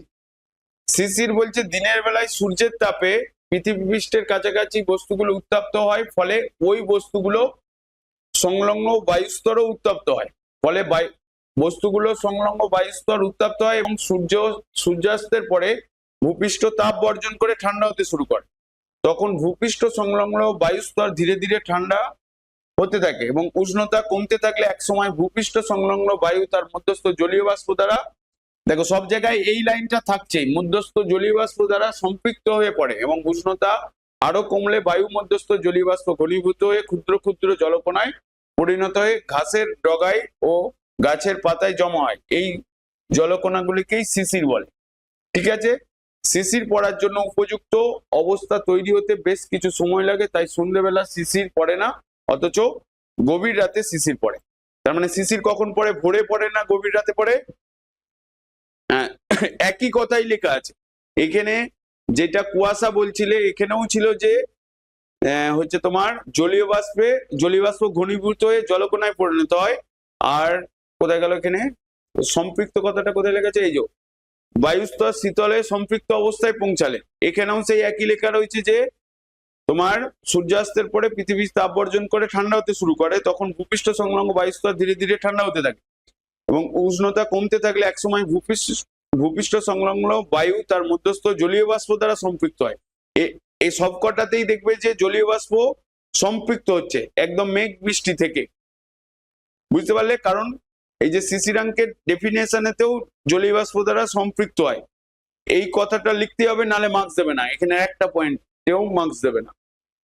কি বলছে যে উষ্ণ মানে তাপের প্রবাহ, যেমন আমরা কি জানি সবসময় বেশি থেকে কমের দিকে কি হয়, যে কোনো জিনিস প্রবাহিত হয়, কিন্তু বাস্তবে তার উল্টোটাই হয়, হ্যাঁ কি না?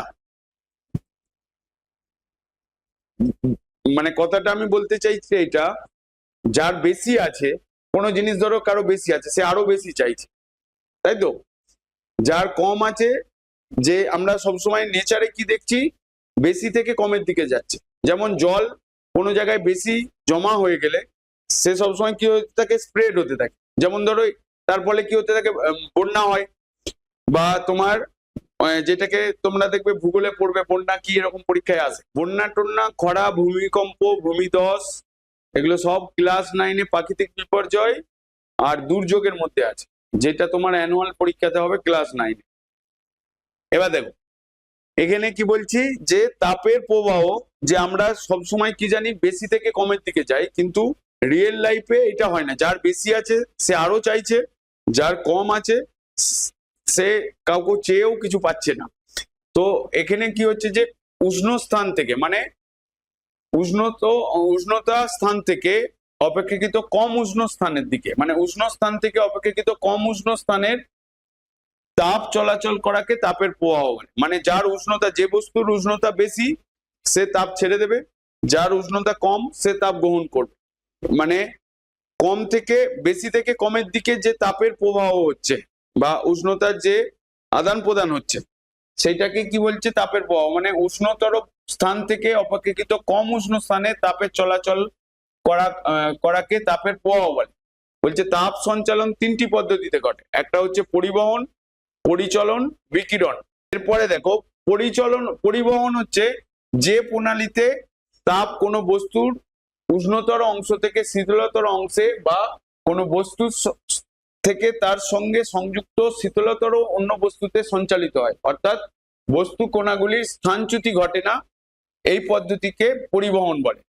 যেমন ধরো তোমরা স্কুলেতে কোনো কোনো ওই ফিজিক্যাল এডুকেশনের কোনো কিছু কাজ করেছো, দেখবে যে তোমাদের টিচার মাঠের মধ্যে কোনো কিছু কাজ করিয়েছে না করায়নি। একটা হচ্ছে যেমন ধরো কোনো জায়গায় দেখবে স্কুলেতে এরকম করে যে তোমাদের স্কুলের কোনো বিল্ডিং ফিল্ডিং বা কোনো কনস্ট্রাকশন বা তোমাদের স্কুলের গ্রাউন্ড পরিষ্কার করার টাইমে কোনো জায়গায় যদি কোনো কিছু জড়ো হয়ে থাকে, দেখবে টিচার তোমাদেরকে লাইন ধরে দাঁড় করিয়ে দিয়েছে। বিশেষ করে দেখবে ইট টিট কোনো জায়গায় যদি জড়ো করা থাকে সেটাকে এক জায়গায় সরাতে গেলে লাইন ধরে তোমাদেরকে দাঁড় করিয়ে দিয়েছে, দিয়ে বলছে যে একটা যে প্রথমে ইটটা তুলছে তার পাশের জনকে দিচ্ছে, মানে একজন একজন করে পরপর সারি দিয়ে লাইনে দাঁড়িয়ে গেছো, তুমি তোমার বন্ধুর কাছ থেকে ইটটা নিলে, এবার তুমি নিয়ে তো তোমার পাশের বন্ধুকে দিলে, অথচ তোমাদের কোনো অবস্থার পরিবর্তন হচ্ছে না, কিন্তু ইটটা পরপর চলে চলে যে একটা স্থানে চলে যাচ্ছে। মানে আমার কথাটা বুঝতে পারলে না? বুঝতে পারলে না?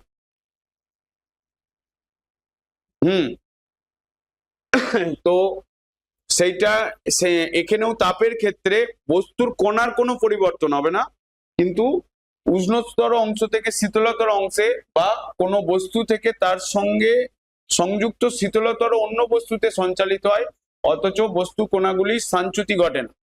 এই পদ্ধতিকে পরিবহন বলে। এরকম কোশ্চেন জিজ্ঞেস করতে পারে, পরিবহনে কি বস্তু কণাগুলির অবস্থার পরিবর্তন ঘটে? তখন তোমার উত্তর হবে না। সত্য মিথ্যর মধ্যে কোশ্চেন জিজ্ঞেস করতে পারে। ঠিক আছে, এবার পরিবহন প্রণালীর বৈশিষ্ট্য বলছে, তাপ পরিবহনের জন্য জড় মাধ্যমের প্রয়োজন হয়। মাধ্যমের কণাগুলি যত দৃঢ় হবে তাপের পরিবহন তত বেশি হবে। পরিবহন প্রণালীতে মাধ্যমের উত্তপ্ত কণাগুলি স্থান পরিবর্তন করে না। শূন্য মাধ্যমে পরিবহন প্রণালীতে তাপ সঞ্চালিত হয় না। ধাতু সবচেয়ে দ্রুত তাপ পরিবহন করে। এই 4 নম্বর পয়েন্টটা একটা কোশ্চেন, কিন্তু শূন্য মাধ্যমে পরিবহন প্রণালীতে তাপ সঞ্চালিত হয় না হয় না? তোমার উত্তর হবে হয় না। এটা পরিবহনটা একবার পড়ো। এরপরে হচ্ছে তোমার তাপের সুপরিবাহী ও কুপরিবাহী, মানে good conductor and bad conductor of heat. তাপের সুপরিবাহী মানে যেই পদার্থের মধ্যে দিয়ে তাপ সহজে চলাচল করতে পারবে সেটাই তাপের সুপরিবাহী। এমন একটা তরল পদার্থের নাম বলো যেটা তাপের সুপরিবাহী। পারদ। এখানে তারপরে যে কোনো মেটাল মানে যে কোনো ধাতুই তোমার তাপ পরিবহন করবে। এবার মেটাল কি মানে ধাতু কি? যার সাথে আম অ্যাটাচ থাকবে, যেমন সোডিয়াম, পটাশিয়াম, ম্যাগনেসিয়াম, ক্যালসিয়াম, ট্রনসিয়াম, যার সঙ্গে আম অ্যাটাচ থাকবে সেটাই হবে তোমার ধাতু। ঠিক আছে, মানে ল্যাটিন নেমেতে। যেমন ধরো কপার বলছো, ওইটা হচ্ছে তোমার কিউপ্রিয়াম। ঠিক আছে, কপারকে তোমরা বাংলাতে যেটাকে কি বলা হচ্ছে, জিঙ্ক বলা হচ্ছে না, দস্তা বলা হচ্ছে, তাই তো?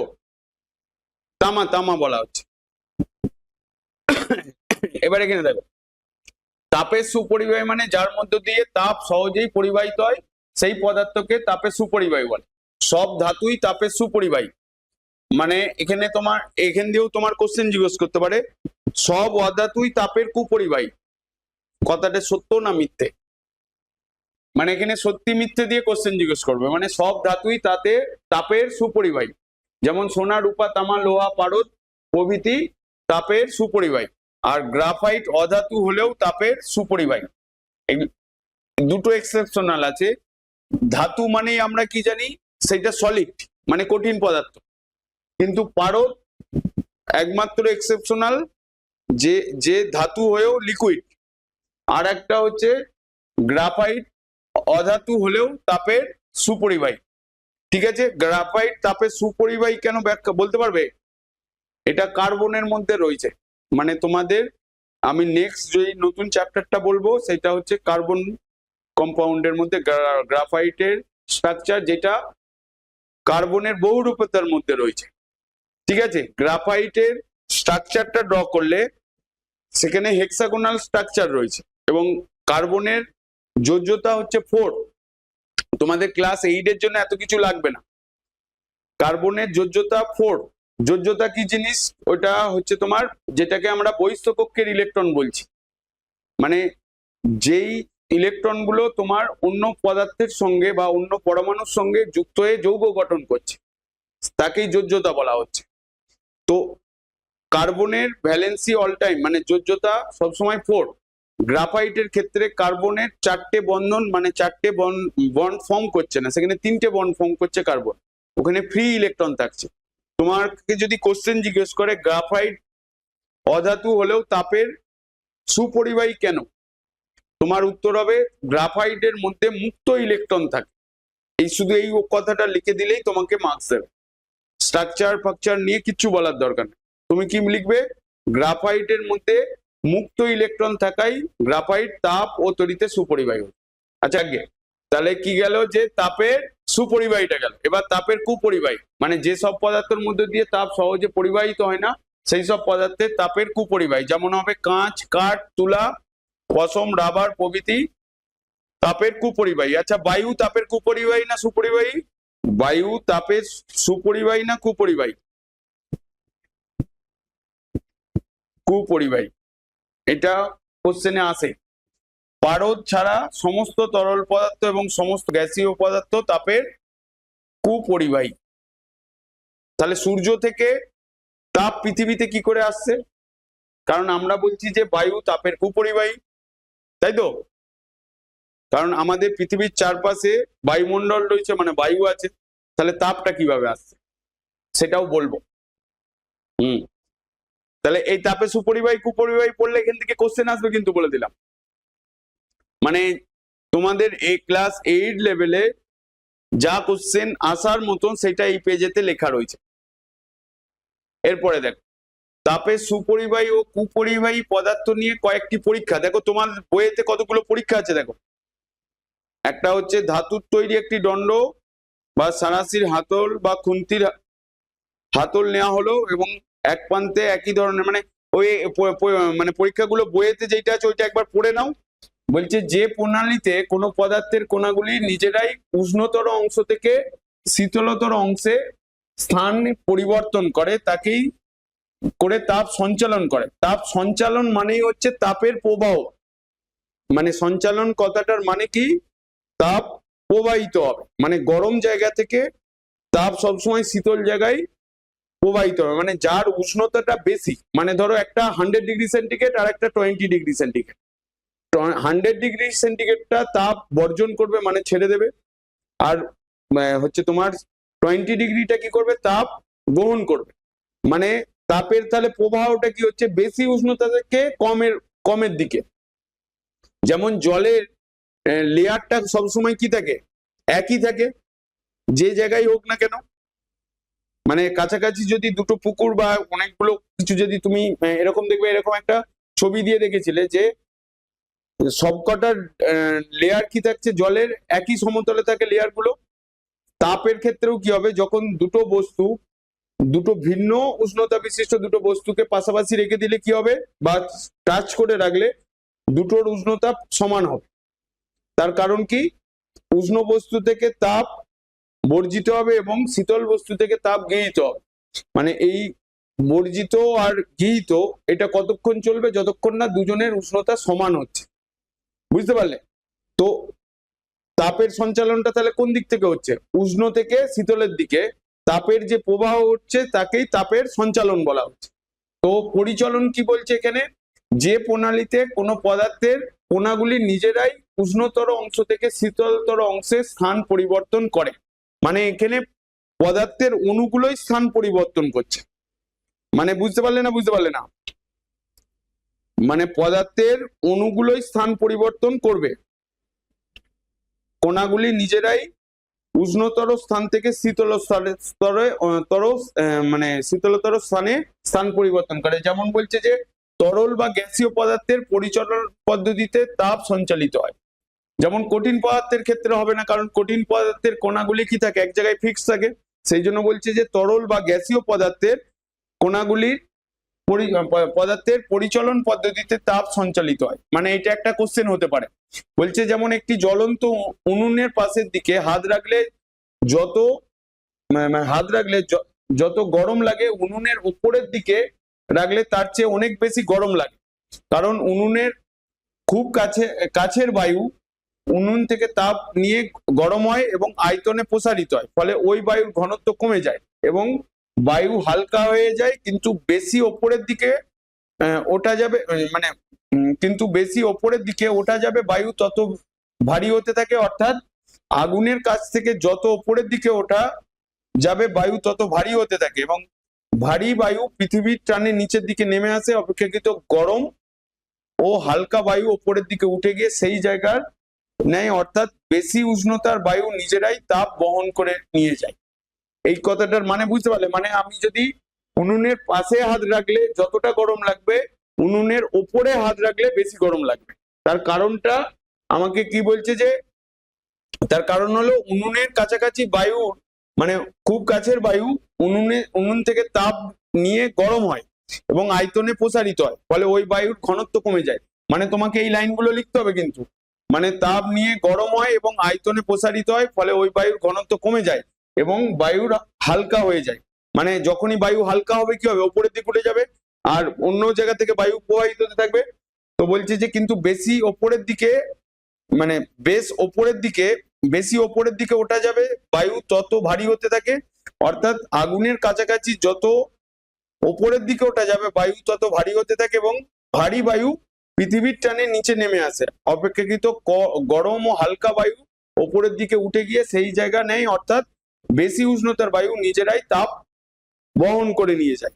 এটা গেল একটা এক্সাম্পল। এরপরে কি বলছে তোমার, পরিচলন পদ্ধতির বৈশিষ্ট্য। কি বৈশিষ্ট্য? যে পরিচলন পদ্ধতিতে তাপ সঞ্চালনের জন্য জড় মাধ্যমের প্রয়োজন, মানে কোন একটা মাধ্যমের প্রয়োজন, মানে মাধ্যম ছাড়া পরিচলন পদ্ধতি হবে না। তারপর বলছে তরল বা গ্যাসীয় মাধ্যমে পরিচলন পদ্ধতিতে তাপ সঞ্চালিত হয়, মানে কঠিনের ক্ষেত্রে পরিচলন পদ্ধতিতে তাপ সঞ্চালিত হবে না। ঠিক আছে, কারণ পরিচলন পদ্ধতিতে পদার্থের কণাগুলি তাপটাকে বহন করে নিয়ে যায়, সেক্ষেত্রে কঠিনের ক্ষেত্রে কণাগুলো কি থাকে, ফিক্সড থাকে। সেই জন্য তরল বা গ্যাসীয় পদার্থের পরিচলন পদ্ধতিতে তাপ সঞ্চালিত হবে। বলছে এই প্রণালীতে মাধ্যমে উত্তপ্ত অণুগুলো নিজেরাই তাপ বহন করে শীতল স্থানে যায়, মানে যেটা একটু আগেই বলছিলাম। তারপর বলছে এই পদ্ধতিতে তাপ নিচে থেকে ওপরের দিকে সঞ্চালিত হয়, মানে নিচ থেকে ওপরের দিকে যায়। কারণ কি, যেই গরম হয়ে গেল ওর ঘনত্ব কি হলো, বেড়ে গেল, তার ফলে কি হয়ে যাচ্ছে, আয়তনটা প্রসারিত হয়ে যাচ্ছে, সেই জন্য উপরের দিকে উঠে যাচ্ছে, মানে তাপ নিচ থেকে ওপরের দিকে ওঠে। অভিকর্ষ বল এই পদ্ধতিতে তাপ সঞ্চালিত হতে সাহায্য করে। কৃত্রিম উপগ্রহে অভিকর্ষ বল না থাকায় তাপের পরিচালন হয় না। তার মানে অভিকর্ষজ বল পরিচালন পদ্ধতিতে একটা মেন ফ্যাক্টর হয়ে দাঁড়াচ্ছে। বলছে যে অভিকর্ষ বল এই পদ্ধতিতে তাপ সঞ্চালিত হতে সাহায্য করে। কৃত্রিম উপগ্রহে অভিকর্ষ বল না থাকায় তাপের পরিচালন ঘটে না। মানে এখান থেকে তোমাকে যদি কোশ্চেন জিজ্ঞেস করে উত্তর লিখতে পারবে, হ্যাঁ কি না? এবার দেখো পরিচলন স্রোত, যেটা পরিচলন স্রোত ও বায়ু প্রবাহ, আমার পরিচলন পদ্ধতি কার ঘটছে, তরল আর গ্যাসীয় পদার্থের। বলছে যে তরল ও গ্যাসীয় পদার্থের পরিচলন প্রণালীতে তাপ সঞ্চালিত হয়। যখন আগুন জ্বলে তখন আগুনের ওপরের বায়ু গরম হয় এবং আয়তনে বেড়ে যায়। এই লাইনটা যদি এই ওয়ার্ডের মধ্যে না থাকে তাহলে মার্কস দেবে না কিন্তু। যে আগুন ওপরে, মানে ওই যখন বলেছে যে যখন আগুন জ্বলে তখন আগুনের ওপরের বায়ু গরম হয় এবং আয়তনে বেড়ে যায়, ফলে এর ঘনত্ব কমে যায় ও বায়ু হালকা হয়ে ওপরে উঠে যায়। এই লাইনটা লিখতে হবে। এইভাবে বায়ু গরম বায়ু হালকা হয়ে ওপরে উঠে যায়। এইভাবে গরম বায়ু হালকা হয়ে ওপরে উঠে গেলে ওই স্থানের বায়ুর চাপ কমে যায়। এই বায়ুর চাপ কথাটা না লিখলে কেটে দেবে। তখন চাপের সাম্যতা বজায় রাখার জন্য পাশের অপেক্ষাকৃত ঠান্ডা ও ভারী বায়ু ওই স্থানে ছুটে আসে। এইভাবে বায়ুর যে প্রবাহ বা স্রোত সৃষ্টি হয় তাকে পরিচলন স্রোত বলে। তুমি মানে অ্যাকচুয়ালি বেসিক কথাটা হচ্ছে যে তোমার যখনই কোনো জায়গার উষ্ণতাটা বেড়ে যাচ্ছে সেই জায়গার বায়ু কি হয়ে যাচ্ছে, আয়তনে প্রসারিত হয়ে যাচ্ছে, মানে তার ঘনত্বটা কমে যাচ্ছে, মানে সেই বায়ুটা হালকা হয়ে যাচ্ছে। এবার হালকা হলেই কি হয়, কি ওপরে উঠে যাবে। কোনো জিনিস যদি বায়ুর থেকে হালকা হয় তাহলে সেটা উপরে উঠতে যায়, ঠিক আছে। মানে হচ্ছে সেই স্থানে কি হবে, শূন্যস্থান হবে। সেই ওই শূন্যস্থানটা পূরণ করার জন্য আশপাশের বায়ু ছুটে আসবে। তো তার ফলে কি হবে, বায়ু প্রবাহিত হচ্ছে। মানে যখন আমরা এখানে যেটা বলছি, যে এখানটা ভালো করে দেখো, আগুন যখন জ্বলছে তখন আগুনের ওপরের বায়ু গরম হয় এবং আয়তনে বেড়ে যায়। আয়তনে বেড়ে যাওয়া মানে কি হয়ে যাচ্ছে, ঘনত্ব কমে যাচ্ছে। কারণ আমরা কি জানি, D equals to M by V. যদি আমার আয়তনটা কমে যায় বা আয়তনটা বেড়ে যায়, তাহলে ঘনত্বটা কি হবে, কমে যাবে। মানে ডেনসিটি ঘনত্ব ইকুয়ালস টু বস্তুর ভর বাই বস্তুর আয়তন, বা আয়তন যখনই তোমার আয়তনটা বেড়ে যাচ্ছে ঘনত্বটা কমে যাচ্ছে। এইভাবে গরম বায়ু হালকা হয়ে ওপরে উঠে গেলে ওই স্থানের বায়ুর চাপ কমে যাচ্ছে, ঠিক আছে। মানে ঘনত্ব কমে গেলেই তার চাপটা কমে যাচ্ছে। তার ফলে চাপের সমতা বজায় রাখার জন্য আশপাশের বায়ু বা পাশের অপেক্ষাকৃত ঠান্ডা ও ভারী বায়ু ওই স্থানে ছুটে আসে। এইভাবে বায়ুর প্রবাহ বা স্রোতের সৃষ্টি হয়, তাকে পরিচলন স্রোত বলে।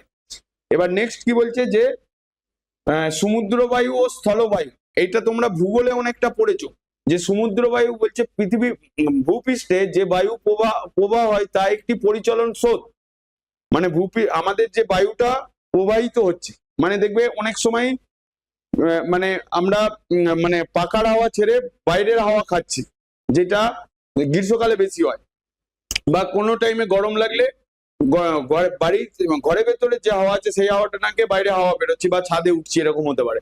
যে ভূপৃষ্ঠের যে বায়ু প্রবাহ হয় তা পরিচলন স্রোত সমুদ্রের তীরবর্তী স্থানে। তার মানে এই পরিচলন স্রোতটার জন্য কি কোনো মাধ্যমের প্রয়োজন আছে, না প্রয়োজন নেই। ভূপৃষ্ঠে যে বায়ু প্রবাহিত হয় তা পরিচলন স্রোত। এর আগের লাইনে কি লিখলাম, যে পরিচলন পদ্ধতির জন্য জড় মাধ্যমের প্রয়োজন। বলেছি তো পরিচলনের বৈশিষ্ট্যতে, পরিচলন পদ্ধতিতে তাপ সঞ্চালনের জন্য জড় মাধ্যমের প্রয়োজন। মানে শূন্য মাধ্যমে তাপের সঞ্চালন ঘটবে না। আর যদি তাপের সঞ্চালন না ঘটে তাহলে বায়ু প্রবাহ কি করে কি সৃষ্টি হবে। এরপরে কি আছে তোমার বিকিরণ। বিকিরণের জন্য কোনো মাধ্যমের প্রয়োজন নেই, ঠিক আছে। মানে কি বলছে, যে প্রণালীতে তাপ মাধ্যম ছাড়া, এই বিকিরণের ডেফিনেশনে যদি মাধ্যম ছাড়া কথাটা না লেখো মার্কস দেবে না। কিন্তু মাধ্যম ছাড়া বা মাধ্যম থাকলেও মাধ্যমকে উত্তপ্ত না করে এক স্থান থেকে অন্য স্থানে সঞ্চালিত হয়, তাকে বিকিরণ বলে, ঠিক আছে। মানে মাধ্যম থাকলেও মাধ্যমের কোনো ডিস্টার্ব হবে না, মানে তাপ গ্রহণ করবে না মাধ্যম। মানে মাধ্যম ছাড়া বা মাধ্যম থাকলেও মাধ্যমকে উত্তপ্ত না করে এক স্থান থেকে অন্য স্থানে সঞ্চালিত হয়, তাকে বিকিরণ বলে। বিকিরণ প্রণালীতে তাপ তরঙ্গ আকারে উষ্ণতর স্থান থেকে শীতলতর স্থানে সঞ্চালিত হয়। মানে সব জায়গায় দেখো যে তাপ সঞ্চালনের ডেফিনেশনটা প্রথমে বলেছিলাম, যে উষ্ণতর স্থান থেকে শীতলতর স্থানে তাপের যে প্রবাহ হয় সেই প্রবাহর ঘটনাকেই তাপ সঞ্চালন বলে। তো আমরা সব জায়গায় কি দেখছি, বেশি থেকে কমের দিকে। পরবর্তীকালে যখন তোমরা হায়ার ক্লাসে উঠবে, যেটাকে আমরা অসমোটিক প্রেসার বলছি, অসমোটিক প্রেসার নাম শুনেছো, যেটাকে অভিস্রবণ চাপ, তার ক্ষেত্রে দেখবে যে কেমিস্ট্রির ক্ষেত্রে এটা উল্টো হচ্ছে। মানে সব জায়গায় শুনে আসছো যে বেশি থেকে কমের দিকে যাবে, কিন্তু অভিস্রবণ চাপের ক্ষেত্রে দেখবে যে কম থেকে বেশির দিকে যাচ্ছে, ঠিক আছে। মানে ওইটা পরবর্তীকালে অভিস্রবণ চাপ নিয়ে বলবো।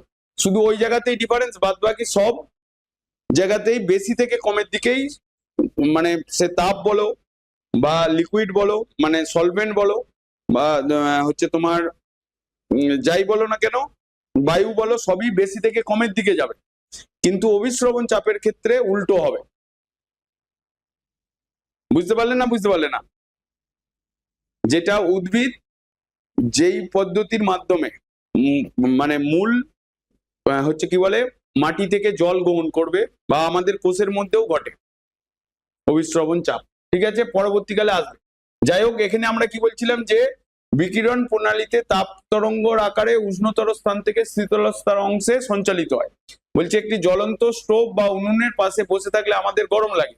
স্টোভ বা উনুনের ওপর ও চারপাশের বাতাস কি থাকে, বাতাস থাকে। স্টোভ বা উনুনের ওপরের বাতাস গরম হয়ে পরিচলন প্রণালীতে তাপ ওপরের দিকে সঞ্চালিত করে, কিন্তু স্টোভ বা উনুনের চারপাশের বাতাস উত্তপ্ত হয় না। মানে দেখো কি বলছে, যে ওপরের দিকটা গরম হচ্ছে, তাই তো, উনুনের ওপরের বাতাস গরম হয়ে পরিচলন প্রণালীতে তাপকে ওপরের দিকে সঞ্চালিত করে, কিন্তু স্টোভ বা উনুনের চারপাশের বাতাস উত্তপ্ত হয় না। জ্বলন্ত স্টোভ বা উনুনের তাপ পাশের বাতাসকে উত্তপ্ত না করে আমাদের কাছে আসে। এক্ষেত্রে বিকিরণ পদ্ধতিতে তাপ সঞ্চালিত হয়। বা আরেকটা সব থেকে ভালো এক্সাম্পল হবে তোমার সূর্য থেকে পৃথিবীতে যে তাপটা আসছে সেই তাপটা বিকিরণ পদ্ধতিতেই আসছে। কারণ সূর্য থেকে আমাদের পৃথিবীর বায়ুমণ্ডল ছাড়িয়ে গেলে বাকি স্থানটাই কি ফাঁকা শূন্য স্থান, সেখানে কোনো মেটেরিয়াল বা কোনো মাধ্যম নেই, ঠিক আছে। তো সেই কারণে কি আসছে যে সূর্য থেকে পৃথিবীতে যে তাপটা আসছে সেটা বিকিরণ পদ্ধতিতেই আসছে, ঠিক আছে। তো আমরা কি লিখছি যে সূর্য থেকে যা তাপ পৃথিবীতে আসে তা পৃথিবীর বায়ুমণ্ডলকে উত্তপ্ত না করেই সরাসরি পৃথিবী পৃষ্ঠে আসছে, বা এখানে বলবে যে পৃথিবী ও সূর্যের মাঝে সর্বত্র কোনো জড় পদার্থ থাকে না, এছাড়া মানে বিকিরণ পদ্ধতিতেই তোমার পৃথিবীতে তাপ আসছে সূর্য থেকে। বোঝা গেল না? বোঝা গেল না? কি আছে তোমার বিকিরণ প্রণালীর বৈশিষ্ট্য। তার মানে দেখো পরিচলন পদ্ধতিতে জড় মাধ্যমের প্রয়োজন, বিকিরণ পদ্ধতিতে জড় মাধ্যমের প্রয়োজন হয় না, যেটা সেকেন্ড পয়েন্ট বলা হচ্ছে। আর বিকিরণ পদ্ধতিতে তাপ তরঙ্গের আকারে সঞ্চালিত হয়, আলোর মতন বিকীর্ণ তাপ সরল রেখায় গমন করে। মানে এখানে যেহেতু তরঙ্গ বলছি ঠিক এইভাবে যায় যেটা তরঙ্গর মুভমেন্ট, কিন্তু এটা অ্যাকচুয়ালি একটা স্ট্রেট লাইনই থাকে, এখানে ক্রিস্ট অ্যান্ড ট্রাপ তৈরি হয়, যেটা পরবর্তীকালে আমরা লাইটের ভেতরে পড়বো বা শব্দের ভেতরে পড়বো, ঠিক আছে। মানে তরঙ্গ যেটাকে বলা হচ্ছে। বিকীর্ণ তাপ কোনো অস্বচ্ছ মাধ্যমে বাধা পেলে তাপের কিছু অংশ ওই মাধ্যম দ্বারা শোষিত হয়, ফলে ওই মাধ্যমের দ্বারা শোষিত হয়, ফলে ওই মাধ্যম উত্তপ্ত হয়। মানে বলছে যে বিকিরণ পদ্ধতিতে যে তাপটা আসছে তার মাঝখানে তুমি যদি কোনো অবজেক্ট রেখে দাও, মানে এখানে বলছে কোনো অস্বচ্ছ মাধ্যম যদি বাধা পেলে ওই অস্বচ্ছ মাধ্যমও কি হয়ে যাচ্ছে, উত্তপ্ত হয়ে যাচ্ছে, কারণ কিছু অংশ ওই মাধ্যম দ্বারা শোষিত হয়, ফলে ওই মাধ্যম উত্তপ্ত হয়ে ওঠে। শূন্য মাধ্যমে বিকীর্ণ তাপের বেগ আলোর বেগের সমান, অর্থাৎ 3 × 10⁻10 সেন্টিমিটার পার সেকেন্ড বা 3 × 10⁸ মিটার পার সেকেন্ড। মানে এখানে মাথায় রাখবে 10 মানে সেন্টিমিটার হবে, 8 হলে মিটার হবে, ঠিক আছে।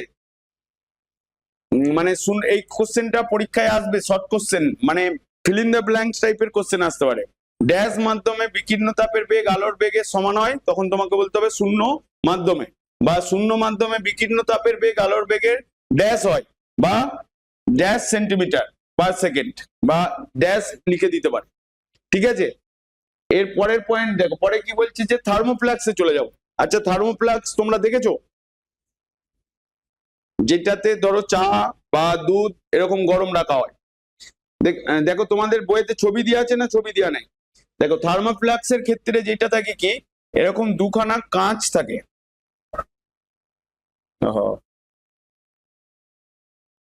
এরকম ঠিক দুটো কাঁচের লেয়ার থাকে,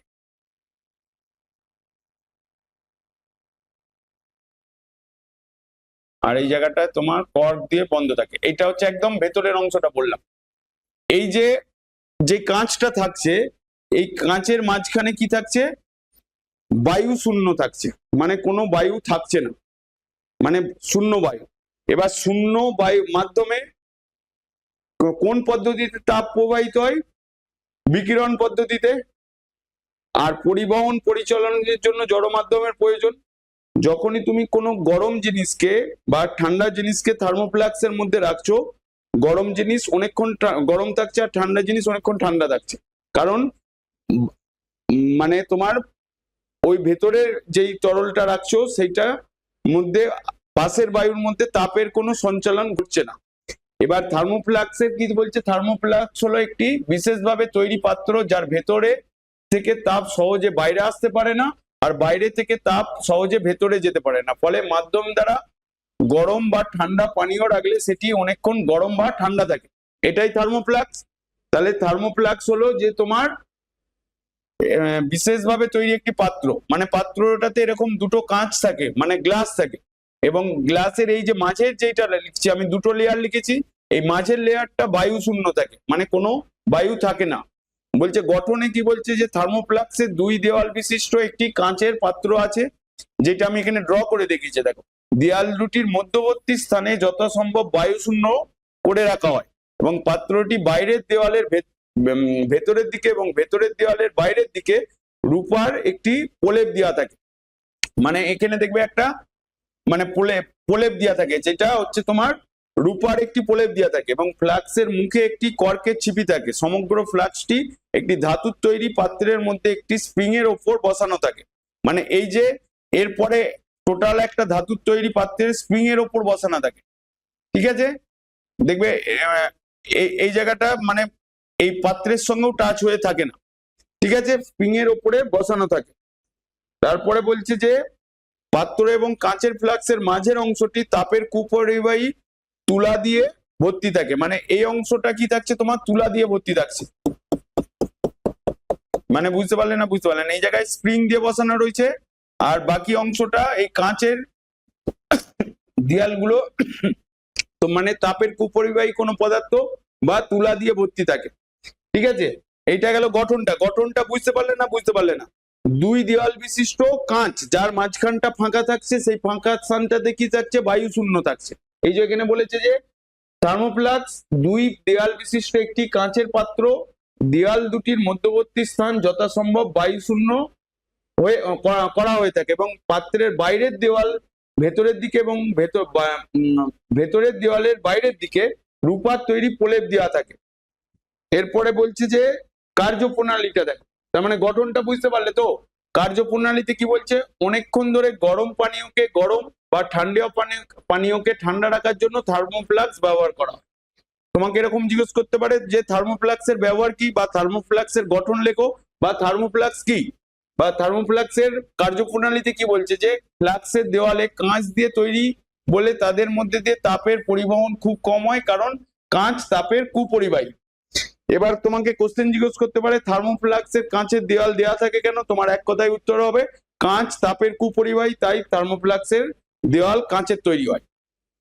তারপরে সেকেন্ড পয়েন্ট বলছে যে দুটি কাঁচের দেওয়ালের মাঝের স্থানটি বায়ু শূন্য রাখা হয় কেন, বলছে যে বায়ু শূন্য বলে তাদের মধ্যে দিয়ে পরিবহন পদ্ধতিতে ভেতরের তাপ বাইরে আসতে পারে না, বা বাইরের তাপ ভেতরে আসতে পারে না। কারণ বায়ু মানে শূন্য মাধ্যমে একমাত্র বিকিরণ পদ্ধতিতেই তাপের আদান প্রদান হবে, বা পরিবহন বা পরিচালন পদ্ধতির জন্য তোমার মাধ্যমের প্রয়োজন, মানে জড় মাধ্যম প্রয়োজন, তাছাড়া পরিচালন বা পরিবহন পদ্ধতিতে তাপের প্রবাহ হবে না। সেই জন্যই কি বলছে যে তোমার বায়ু শূন্য রাখা কেন হয়, কারণ তাপ প্রবাহের জন্য মাধ্যমের প্রয়োজন, বা বায়ু শূন্য বলে তাদের মধ্য দিয়ে পরিবহন পদ্ধতিতে ভেতরের বায়ু বা পরিচালন পদ্ধতিতে বাইরের বায়ু, যা খুশি এরকম লিখতে পারো, যে পরিবহন পদ্ধতিতে তাপ বাইরে আসতে পারে না বা বাইরের তাপ ভেতরে যেতে পারে না। এবারে কোশ্চেন হচ্ছে যে কাঁচের দেওয়ালে রূপার প্রলেপ দেওয়া থাকে কেন। দেখো বিকিরণ পদ্ধতিতেও তাপ প্রবাহিত হতে পারে শূন্য মাধ্যমে, যদি তোমার সেখানে বিকিরণ করতে গেলে যদি রিফ্লেক্টর দিয়ে দেওয়া হয়, মানে রিফ্লেক্ট করে বেরিয়ে চলে যাবে, যেই তাপটা বেরোতে চাইছে সেটা রূপার প্রলেপ থাকার জন্য কি হচ্ছে, চকচকে হচ্ছে। আর বিকিরণ পদ্ধতিতে কি হবে কি, মানে যেমন ধরো সূর্য লাইট, তুমি যদি কাঁচ রেখে দাও সেটা রিফ্লেক্ট হয়ে বেরিয়ে চলে যায়। দেখবে আমরা দেখবে গ্রীষ্মকালে সাদা ছাতা নিয়ে বেরোয়, আর দেখবে শীতকালে কালো ছাতা নিয়ে বেরোয়। যদিও তোমরা এরকম করো না, মানে দেখবে সাদা জিনিস কি করে, কি রিফ্লেক্ট করে, মানে যেই লাইটটা পড়ছে সেটা রিফ্লেক্ট হয়ে বেরিয়ে যাচ্ছে, মানে সাদা জিনিস লাইটটাকে অ্যাবজর্ব করছে না, মানে তাপটাকে অ্যাবজর্ব করছে না, মানে শোষণ করছে না। তার ফলে তুমি যদি সাদা জিনিসের থাকে, বা সব থেকে ভালো এক্সাম্পল দেখবে গ্রীষ্মকালে আমরা সাদা কাপড় জামা কাপড় পরে বেরোই, আর হচ্ছে কি বলে কালো জামা কাপড় পরে বেরোয় না, কারণ সাদা জামা হলে কি হবে, তোমাকে গ্রীষ্মের গরমটা লাগবে না, মানে তাপটা শোষিত হবে না, রিফ্লেক্ট হয়ে বেরিয়ে যাবে। সেম কারণের জন্যই যে কাঁচের দেওয়ালে রূপার প্রলেপ দেওয়ায় এটি চকচকে হয়, ফলে বিকিরণ পদ্ধতিতে ভেতরের তাপ বাইরে যেতে পারে না, বাইরের তাপ ভেতরে আসতে পারে না। তার মানে তোমার অ্যান্সার কি হবে, কাঁচের দেওয়ালে রূপার প্রলেপ দেওয়া থাকে কেন, তখন কি লিখবে যে দেওয়া থাকে কারণ বিকিরণ পদ্ধতিতে ভেতরের তাপ বাইরে আসতে পারে না, আর বাইরের তাপ ভেতরে আসতে পারে না, কারণ বা এইটাও লিখতে পারো যে কাঁচের দেওয়াল রূপার প্রলেপ দেওয়ায় এটি চকচকে হয়, ফলে বিকিরণ পদ্ধতিতে তাপ ভেতরে বা বাইরে আর যেতে পারে। বলছে যে ফ্লাক্সের মুখের কর্কের ছিপি দিয়ে বন্ধ থাকায় এর মধ্যে দিয়ে তাপ চলাচল করতে পারে না, কারণ কর্ক তাপের কুপরিবাহী। কেন কর্কের ছিপি দিয়ে বন্ধ থাকে, কারণ কর্ক তাপের কুপরিবাহী। কাঁচ পাত্র এবং ধাতব পাত্রের মাঝখানে তাপের কুপরিবাহী তুলা দিয়ে বা ফেল্ট দিয়ে ভর্তি থাকে, ফলে পরিবহন পদ্ধতিতে তাপ সহজে চলাচল করতে পারে না। ঠিক আছে, এই সমস্ত কারণে ফ্লাক্সের মধ্যে থাকা গরম পানীয় থেকে পরিবহন, পরিচালন ও বিকিরণ প্রণালীতে তাপের সঞ্চালন অনেক কমে যায়। আবার ঠান্ডা পানীয়র ক্ষেত্রে এই 3 রকম প্রণালীতে ফ্লাক্সের ভেতরে যেতে পারে না। মানে বুঝতে পারলেন না? দেখো এখানে যেটা বললাম, সবকটা পদ্ধতি মানে বিকিরণ, পরিচালন আর পরিবহন, সবকটা পদ্ধতি যাতে না ঘটে সেটা থার্মোফ্লাক্সের মধ্যে দিয়ে মানে একবারে সেট করে দেওয়া আছে। যেমন হচ্ছে বায়ু শূন্য স্থান, রূপার প্রলেপ, আর হচ্ছে তোমার কর্ক না মানে তুলা, সবকটাই কি পরিবহন আর পরিচালন করার জন্য তাপের কুপরিবাহী পদার্থ ইউজ করা হয়েছে। আর বিকিরণের জন্য তোমার রূপার প্রলেপ দেওয়া হয়েছে যাতে রিফ্লেক্ট হয়ে বাইরে বেরিয়ে চলে যায়। তো বুঝতে পারলে না?